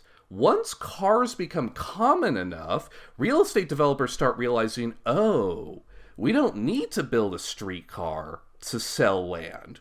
We just subdivide the land, lay out the streets, and the buyers come to us. They drive themselves. Oh, this is great. Oh my God. So pretty much immediately, like from like 1910 on, streetcar development just stops. There is just no more expansion to the system. And to give you a sense of how dire this was, and I was like shocked when I found out the statistic. So in 1910, the population of LA is about 500,000 people. In 1930, 20 years later, the population had surpassed 2 million people. Over the course of 20 years, the city quadrupled in size. And over that same time period, there was no expansion of the streetcar system. All of the expansion that was happening to the transit system was being done through buses. And initially, streetcar companies in the 1910s, they kind of looked at buses with suspicion. Like, oh shit, this is like competition. There are all these like little tiny bus outfits that were starting up. But by the early 20s, streetcar companies had really embraced the bus and been like, oh, wait, we can get in on this. This is way cheaper. Well, they wanted to survive. They were seeing stagnation in streetcar development, and people were paying for buses. Yeah, exactly. And also it's just kind of like, oh, hey, cool, we can continue running like transit service, but now we don't have to pay to run a streetcar. We just buy some buses and just run those instead. I bet those will never get sequestered to like an inferior lane and shunted aside by everybody else trying to get around. But at the time, it's like a modern technology. It's kind of exciting. Right. It's very versatile, and it's cheaper. It's way cheaper. We gotta bring that back. We gotta bring back hype for the bus. Hype for the bus. That's hey, true. I'm bringing it back. I love the bus. Everybody on this podcast knows I love that Bussy. Hell yeah. Back that Bussy up. Honestly, in a lot of places around the country, like even as early as the 20s, like streetcars started getting replaced with buses. Here in LA, it didn't happen quite so quickly, but pretty soon it was like, oh, okay, this is a better return on investment, basically. And then in the 30s, you hit the Great Depression, and that decimates streetcar companies. Like, because no one's paying a streetcar fare because there's no fucking money. So So, like, obviously the system isn't growing with the population, but also now there's just no money. And the Pacific Electric really cuts back on service in the late 30s. Like, they, like, by the outbreak of World War II, the system is like a skeleton of its former self. They're still running freight trains because that's still profitable, but the passenger service is way scaled back, and most of it is replaced with bus service. So, I mean, and this is a thing, so, like, we think of this transition from, like, streetcars to cars as, like, a very abrupt transition. Like, I feel like in our collective conscious, we think of, like, oh, it's the 40s, we're all talking, like, noir, and it's black and white, and there's streetcars, and then suddenly it's the 50s, and it's Leave It to Beaver, and, you know, Cadillacs, and, you know, like, you know, white picket fences. In reality, the transition from streetcars to auto dominance takes place over several decades. Like, it starts in the teens and it doesn't reach its conclusion until like the 50s. It takes a while. World War II like offers like a brief bailout for like transit companies, but then like once we get back like into it, it's just, yeah, we're done with this. We're done. This is an ancient. We don't need this. Okay, like, come on, embrace the future. Cars, freeways. It's a beautiful, brave new world. Like, you know, let's do it. The situation with our access to oil in South America and the Middle East surely will never change. Oh, absolutely not. It's cheap oil forever. The dismantlement of streetcars and the replacement of buses, and really the embrace of just automobiles in general, really had buy-in from every institution and every level of society. You know, and so when we get to the conspiracy theory, the whole thing. So, all right, so I should offer a preamble about this, because just in case someone hasn't heard what the General Motors conspiracy theory is, although I feel like you know, most of your listeners probably have. I mean, these listeners are attuned to every possible means by which Big Car is undermining their daily success. And to be fair, Big Car does screw you over, but this is the one thing where I go, okay, hold up. It's actually bigger than you think. The General Motors streetcar conspiracy goes as follows. And I'll start by laying out what actually happened.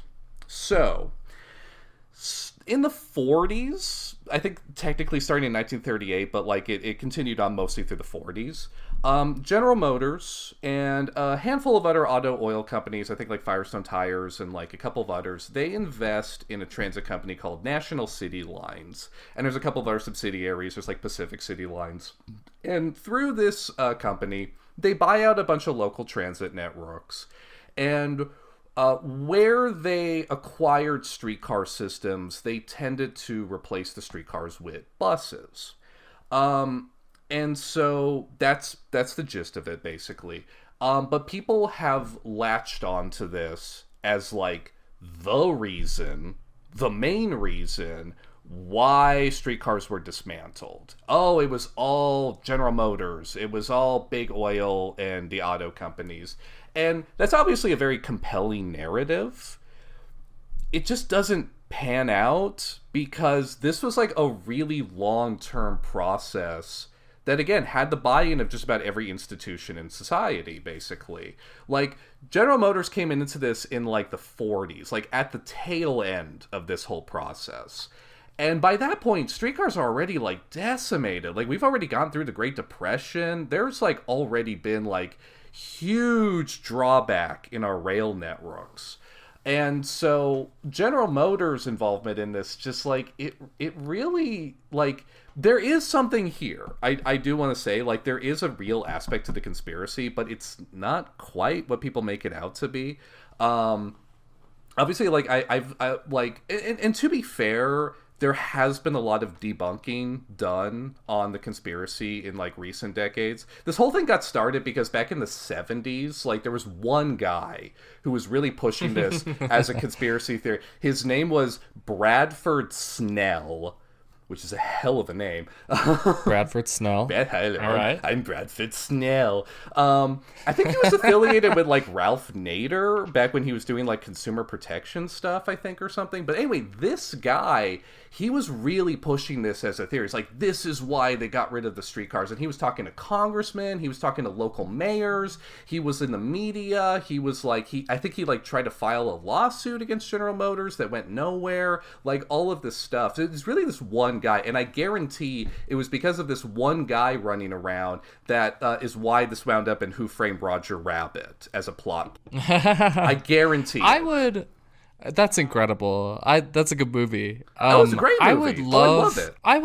I would love it if General Motors could be held accountable for the destruction that they've wrought in this realm.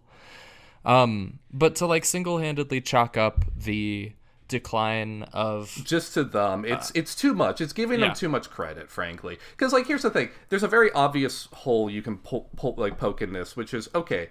They didn't get their hands on all the transit systems. They didn't even get their hands on a majority of the transit systems. So if this was true, if this was the main cause, then what we would expect to see is that the transit systems that weren't acquired by General Motors would have retained their streetcars, or at least retain them at a higher rate.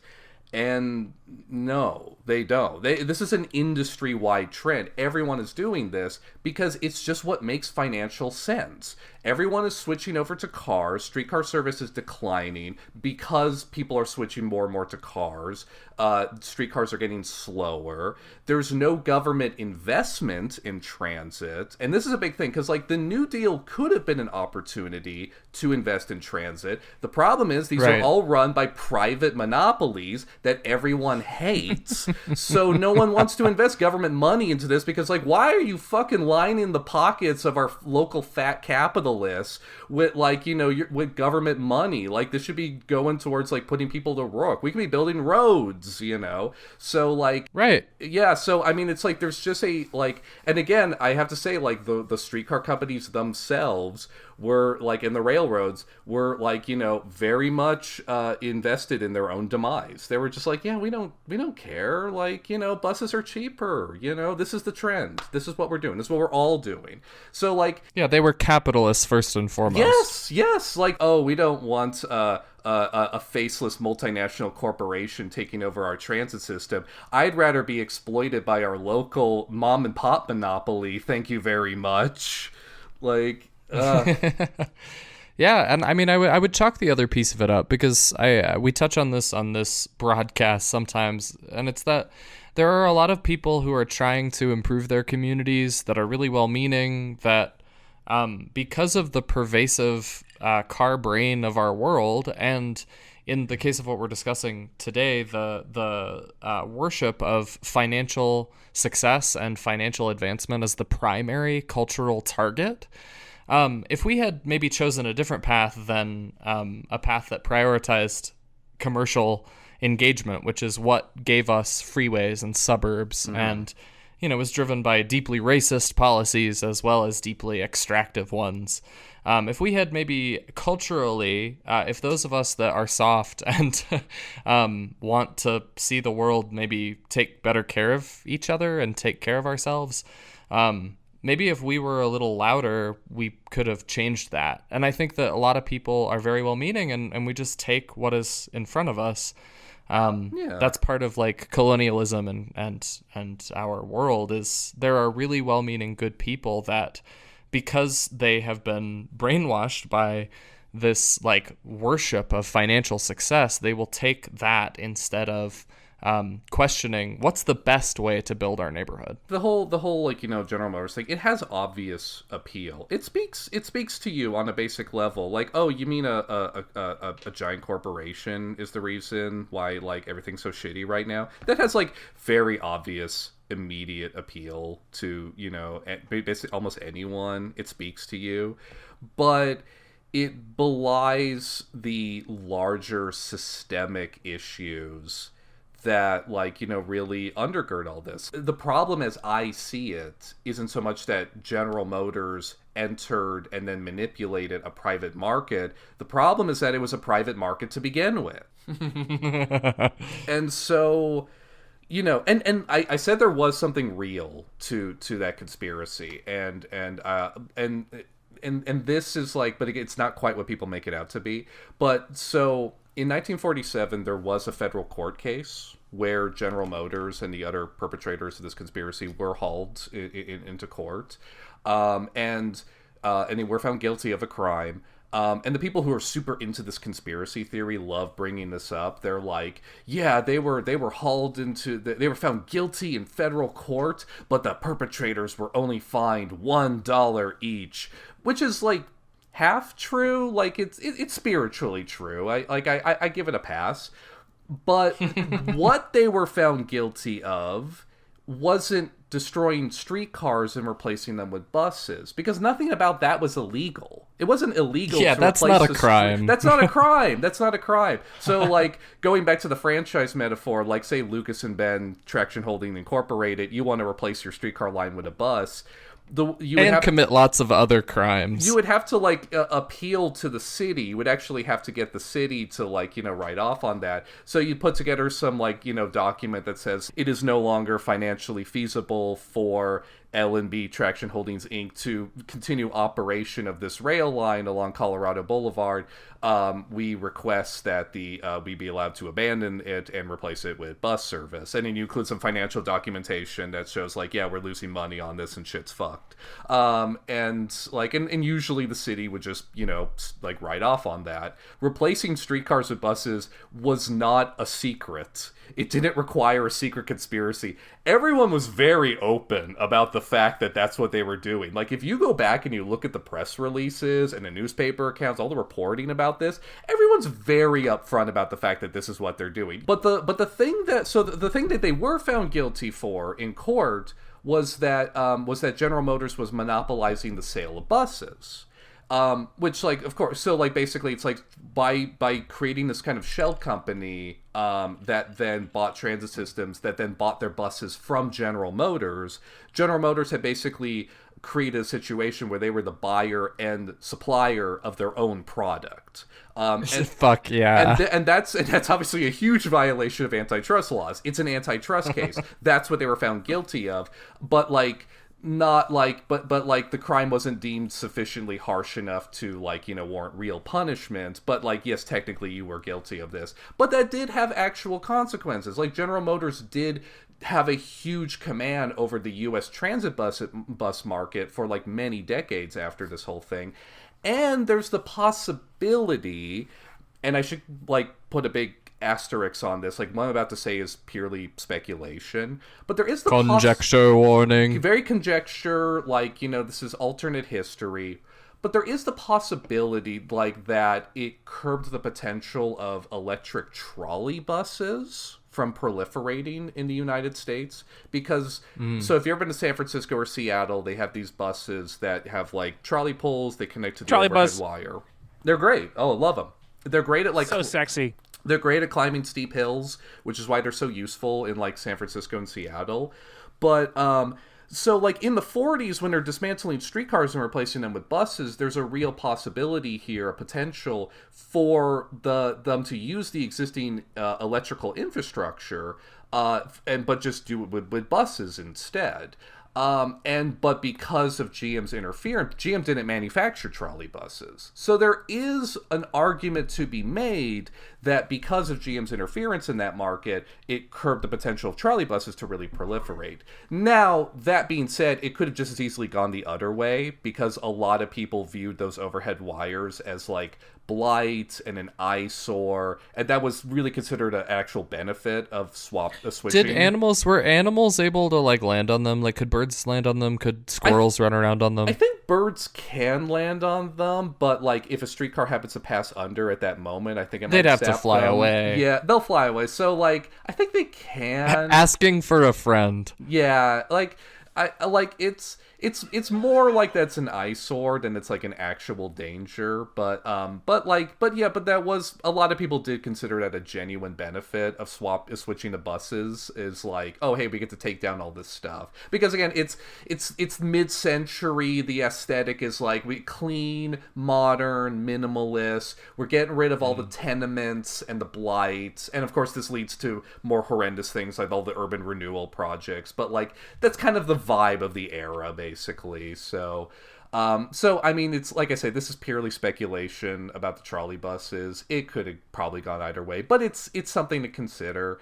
So, like, I mean, there were potentially real consequences to this, but, like, that's not really what the people who are, like, really into this whole theory care about. They're more just like, the streetcars, they got rid of our streetcars, and it's like, yeah, but, like, it's bigger than that, you know.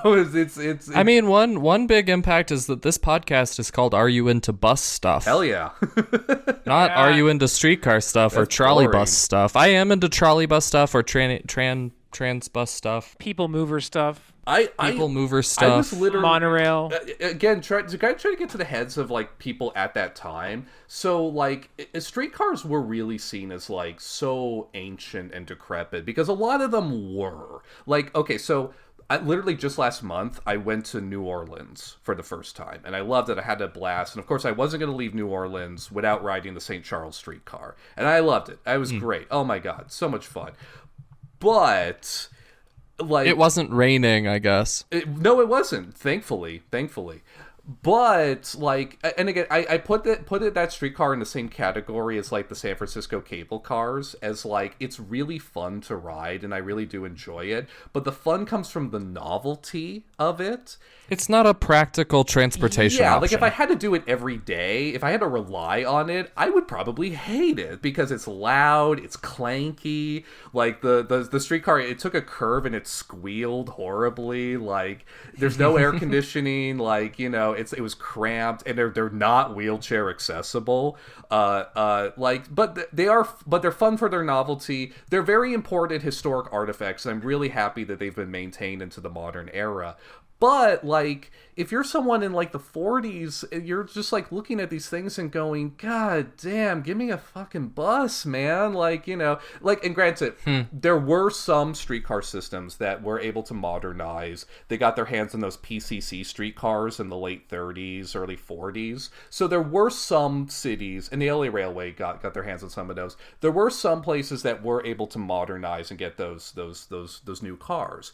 But there's a lot of streetcar systems that didn't, and the Pacific Electric was one of them. The Pacific Electric to the bitter end, and bear in mind, the last line stopped running in 1961. To the bitter end, they were running on blimp cars built in the 1900s. Like 50-year-old things that were like, you know, loud and clattering. And so, of course, people looked at it and were like, dude, we have like jet planes now. We have like sleek cars. Like, yeah, you can fly wherever you want. Come Yeah, on. like, You're and- Taylor Swift, you fly 40 seconds. yeah. So I mean, like, it's easy to like, you know, like put yourself in the mind of someone there and like just a regular person and understand why it's like cars, buses. This is the future. Like this, you can see the appeal. It's not that hard. And don't forget congestion. And congestion, Right? yeah. Congestion was a problem from the start. Mm-hmm. And so many of our forays in right-of-way engineering, it all started with the idea of mitigating congestion. Mm-hmm. And it's like, well, if the streetcar is slower, I mean, you know, dirty is one thing, right? But a less practical means of transportation. Not even to mention, like, the effects of the car on the urban environment, given that, like, can you imagine living in LA before they invented the catalytic converter? Oh God. All the people already lived there. Oh, it was. Oh my God. I mean, like, yeah. No, but there's like a beautiful mural in the Metro headquarters building of like LA at its founding, basically, and it's where like you can see the mountains and everything. It's beautiful. Oh man. No. But no, I mean, so in Austin, the streetcar would get, stuck in car traffic, right? And it would get in collisions with same here. automobiles. Like, I think it became less practical. Oh in no, some absolutely. sense. It's like they're like there's pictures from the 1920s of Los Angeles where like it's like the streetcars trying to get through downtown, and it's literally a line of streetcars going down the block, like 20 streetcars one after the other, and they're all stuck behind each other while all the other lanes are filled with cars. It's like there had to be like much bigger intervention. Like the only the only real improvement that happened to the Pacific Electric in the 20s was in the mid 20s. The state of California basically forced the Pacific Electric to build a subway tunnel into downtown. It was because the Pacific Electric wanted to raise its fares on a couple of the lines, and the whatever the commission was in charge of that said, yeah, you're going to need to do something to take the streetcars out of traffic, or we're not signing off on that. So they actually built a tunnel, they built a subway station. It was just for their lines going to Hollywood and Glendale. But that was a huge improvement for the riders of those lines. But that was the only one they did. That was the only tunnel they did, and it needs to be way more of that. But it would have honestly required government intervention. It would have required massive public intervention into these companies, public takeover, frankly, probably. But unfortunately, that didn't happen until everything is kind of gone. It's it's the 50s, it's the 60s, so the streetcars are all gone, and we can't even run the buses at forget a profit. We can't even just run them as a business anymore. So public takeover just became necessary. And yeah, by the time we acquired our transit infrastructure, the system had basically evaporated. Oh my gosh. Transitioned to buses and... God, I just remembered a really funny anecdote. Again, just to kind of underline how scummy the railroads could be. So the Pacific Electric in the 50s, it was sold to a bus company, and there was a couple of lines left. But it's really nothing basically. And the bus company, they were very upfront about the fact that our intention is to replace the last remaining streetcar lines. But like I said, the Southern Pacific Railroad, they were interested in it for freight. For that system, so they sold the streetcars and all the transit stuff to this bus company, but not the tracks. They retained ownership of the tracks, and they told the bus company, "Okay, we'll let you run the streetcars rent free on the tracks for 2 years, and then you're gonna have to start paying rent." So hell, if that's not an incentive to drop that shit and run a bus. Man, yeah, that's a bus guarantee clause. Yeah. Amazingly enough, though, the streetcars actually did keep running longer than that, because there was the Long Beach line. That was actually the last one. So I guess they just put up with it. And then finally the public takeover happened. But even when the public takeover, there was a few streetcar lines left, but even when the public takeover, they're yeah, no, it's just not practical for us to keep these things running. We have no money, basically. Well, and it's tough. I have a really... this is kind of out of left field. So in Austin in 2013, the state passed a law, roughly at that time, the state passed a law that basically said no local, municipal, or governmental entity in the state of Texas can enter a collective bargaining agreement except for police or firefighters. So basically saying you can't sign any kind of collective bargaining agreement with anybody except for the police department. And so the way this affected the transit agency, right, because they had a union at the time, was the Cap Metro was stuck between a rock and a hard place. They had the choice of either outsourcing 100% of bus operations to a private company and not busting the union, or doing what other cities like Houston and Dallas did. And in Houston and Dallas, they still have the union, but the city just pretends that they don't negotiate with them, or rather the transit authority. Hey, you know what? Respect. But in Austin, we just outsourced 100% of the bus. Yeah. And I used to look at this in a sort of conspiratorial manner, right? Okay, well, lobbyists come in and then they create legislation which forces us to take tax dollars and then route them towards the privatization of a public resource. Which is a violent, which has violent plans. But in this context, it's way more interesting, right? It's initially we had a profit motive. It became not profitable, but it became clear it was necessary to keep it as a public entity.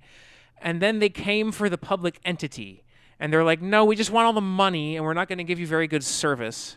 This is really right here. This is really why the whole General Motors conspiracy theory like bugs me. Like, I mean, okay, what you want? It's like it's kind of a bit lazy history. The real problem I have with it, well, there's two real problems I have with it, but like one of them is it's not dealing with the actual systemic issues undergirding all of this. So you're just kind of chasing this phantom of like, of like, oh, it's this one bad corporation, and it's like, no, it's the fact that this whole thing was built on jank and profit motive and speculation.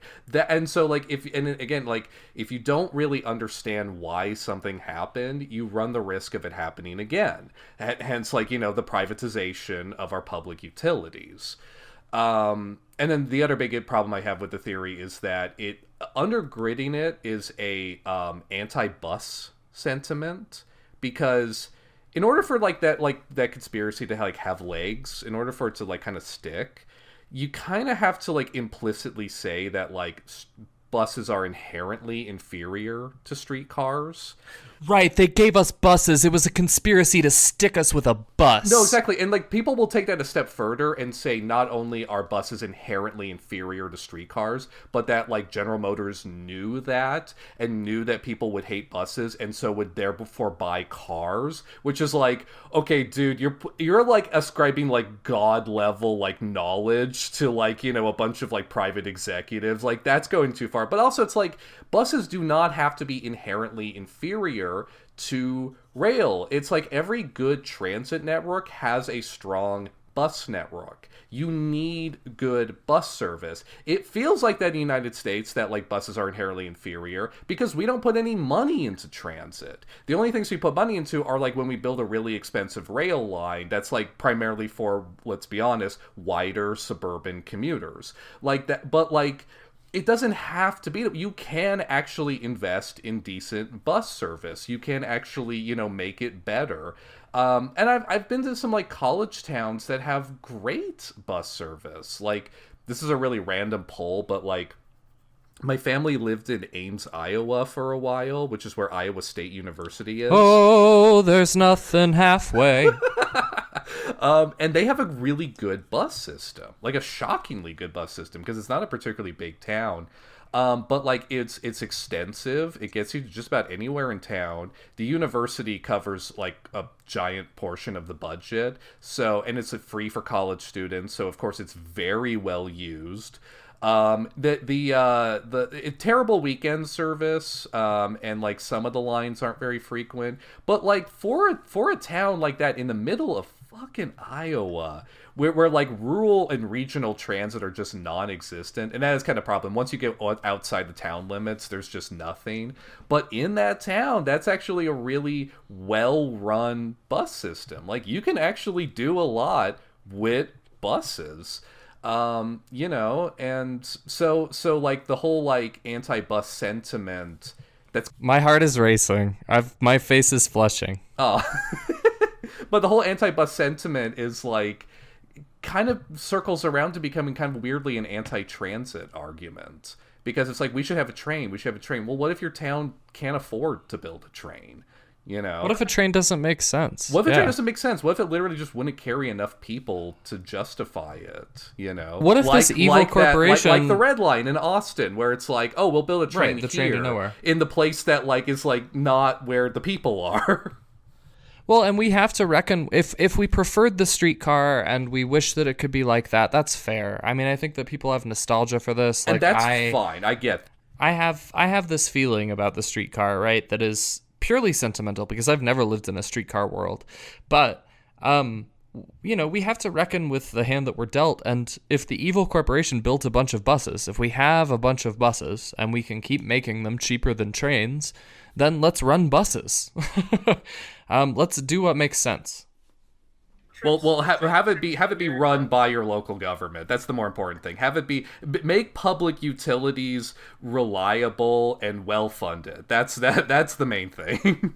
No, I mean most transit trips in America are bus trips, and I've said it before that if you want to reduce the number of fatalities on American roadways, it's largely going to come down to bicycle infrastructure and running bus hours. Yeah. As our two main priorities. And If you care about diversity, equity, inclusion, and access, you will run more buses and make it safer to bike. DEIA, love it. DEMW. MOAI doth sway my life. Don't email my wife. Don't email my wife. MOAI. DEAI. Don't email my wife. That's good. Are you guys catching my 12th Night reference? I can't. You said there's the rub earlier, or what'd you say? Therein lies the rub. He said therein lies the rub. Yeah, he's quoting Hamlet. You said something that I said in the call before you got on the call. Yeah. It freaked me out. We're all on the same wavelength. I think is a really beautiful thing, and I know the listener is too. So John, thank you so much for coming on to our little broadcast. You are truly such an insightful mind on this topic, and I admire your tenacity in the level of research that you've conducted, and just how you commit yourself to it, and at the same time being like a cool guy to talk to. So is there a way that you'd prefer that the listener engage with your work elsewhere? I know you have your website, you have the Patreon, you can access on Spotify, Apple Podcasts, all the stuff. Is there anything you want to say to our dear listener? To the Gooner Army? Yes, Gooner Army, thank you for listening. Thank you for having me on. I would say the podcast is like kind of on hiatus right now as I kind of switch my focus to the YouTube channel. But yes, definitely, please check out my website. It's TransitingLosAngeles.com. Transiting with like transit with ing at the end, because people hear me say that and don't know what word I'm trying to say. So, and then yes, I'm on Instagram at TransitingLA. And then the YouTube channel, Transiting Los Angeles. And yes, I do have a Patreon, which is linked from the website. I'm focusing more on, I do want to make more guides, but yeah, I'm focusing more on the YouTube videos right now. I'm working on, the one I'm working on right now, I'm excited about. It's about a piece of infrastructure called the California Cycleway, which was this little bicycle thing that was built in Pasadena in the year 1900, and it closed in the year 1900. It was a completely failed enterprise, but it's become the subject of all this like nostalgia. I think honestly kind of misplaced nostalgia. So kind of like the Pacific Electric in that regard. I'm working on a video about the history of that. Yes, please, if you like my stuff, please support me on the Patreon. $1 a month gets you early access to the videos, and then just follow me on Instagram if you got an Instagram. I keep everything updated there. Yep, I reached out to John on the Instagram, and he hit me back. That's why he's here today. Listener, if you want to come and talk to us about transit on the podcast, please reach out. John, like, amazing work. If any of our listeners are in LA, definitely go to the website, check out the guides if you're trying to use your car less or trying to get around the city more effectively. He's an amazing resource, and I'm definitely going to be looking out for that upcoming video. The Purple Line video is amazing. I love the Union Station video. There's so much good LA content as someone who has been really interested in that topic recently. So Ben, go ahead. No, we're humbled to have someone of your intellectual stature on our podcast for sickos and porno addicts. I really dug your little piece on the 5 pedestrian walkways in downtown Los Angeles. Yes, the pedway. Yes, that's my one video that really blew up. But yes, that the weird little relic in downtown of like 1970s urban planning. I love weird stuff like that. If you ever get a chance to take the Detroit People Mover, I recommend it. Yes, I've heard about it, and if I'm ever in Detroit, And then I think Jacksonville has just dismantled their people mover, and then there's the one in Miami. The Miami one is fun. The Miami one, it seems like it actually was, but they actually like built it out, and it has multiple lines. So like, yeah, of course, it's the only one that actually like succeeded. But they tried to do one of these in LA, and that's what the pedway was for. And they didn't get around to building it. But honestly, it's probably for the best. No, thanks again, man. Like sincerely, it's an honor. This has been insane. We've come a long way. Yeah. I learned a lot tonight. This has been an awesome conversation. So, yeah, let's keep it going. If there's ways that Roadway Report in particular can contribute to your videos or how you connect with your audience, that'd be awesome. And I'm sure our listener will be clamoring for more LA history after they hear this episode. So, thank you so much, John. You are awesome. Is there anything else that you have for us? I'm gonna hop back on video and step away from the mic.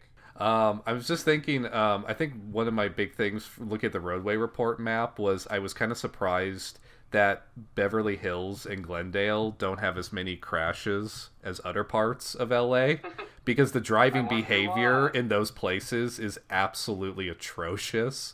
But it makes sense because there's fewer pedestrians, and so the accidents that are happening are like more between car and car, I think. Which is less likely to result in a serious injury or death. At that speed, yeah. But like Glendale Glendale is so hilariously atrocious. And actually, this is borne out in data because car insurance rates for residents of Glendale are much higher than the surrounding communities. So it's just like, yep, if you live in there, like the insurance companies are just like, we're pretty sure you're going to get into an accident. But yeah, so there were some interesting insights looking at the death map. So yeah, thank you guys for putting that together. That's a really, really amazing resource.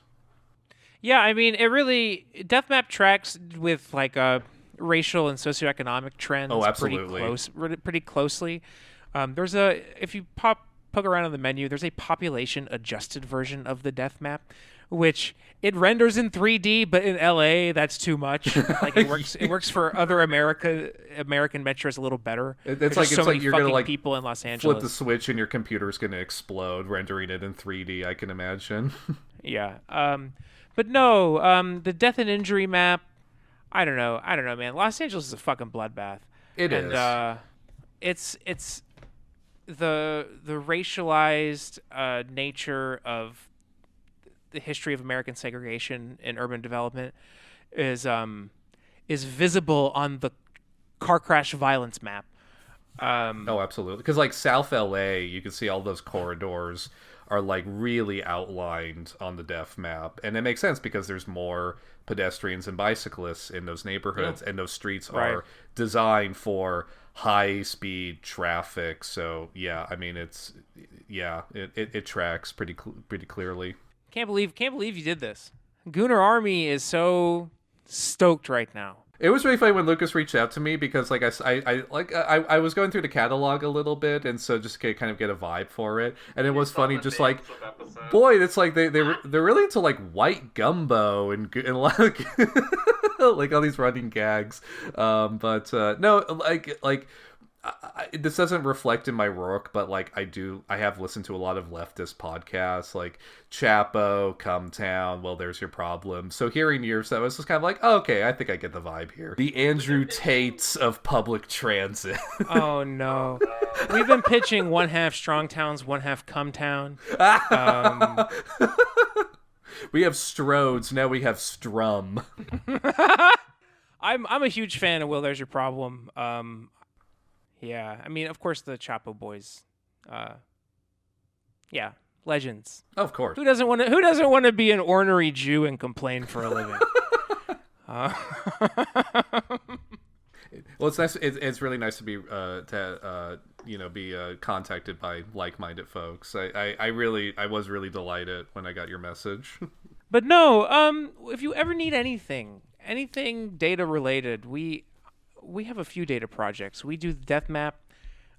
We work a lot with census data. And then, but basically, if you ever need any kind of safety analysis information, I mean, the public-facing tools we have are pretty much all we have, but we could do additional analyses.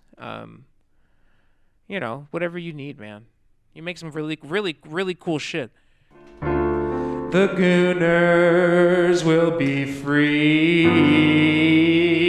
They will be free. Oh, the Gooners will be free. They'll be free.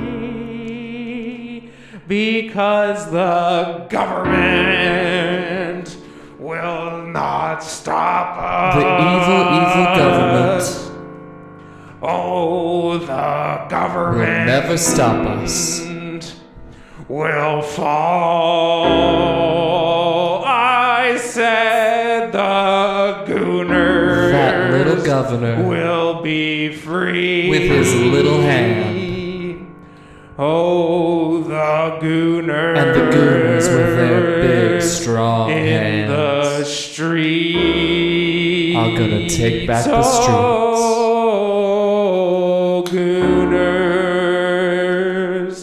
Please, Gooners. So please, I want to be free. if you're out there and you want to be free, you do that. You be free. You take care of yourself and your community, and you be free, listener. Jazz. Okay. Man, I don't have anything about the bus. Thanks for tuning in, guys. That was a good episode. It's hard to argue with that. I mean, John is a really sharp guy. Thanks for tuning in, Gooners. Take back the streets. Don't let the fascists tell you what to do. Get out there and ride, baby. Exactly. And, engage with us in the normal places. Listen on the website. Engage on Spotify, Patreon, Apple Podcasts, wherever you get your podcasts. Leave us a review. Send us money. Help us out. It'd be awesome. Thank you for being here. Let us know what you think about John's work. If you want to come on the podcast and talk about transit, reach out. We got you. Fuck the federal government. Fuck the state government. And fuck the local government. Remember, there are 3 rules on this podcast. Smoke weed every day, don't email my wife, and oink for it. Oink for it, pig boy. You know you want it. I'm Ben Carnero. That's Lucas Riley. And this has been Are You Into Bus Stuff, the only comedy podcast about dying in traffic. Ta-ta for now. Bye. Hit me with your car. Go on and hit me with your car. Hit me with your car. And drive away. Hit me with your car. Go on and hit me with your car. Hit me with your car. And drive away. Hit me with your car. Go on and hit me with your car. Hit me with your car and drive away. Hit me with your car. Go on and hit me with your car. Hit me with your car and drive away. Hit me with your car, baby.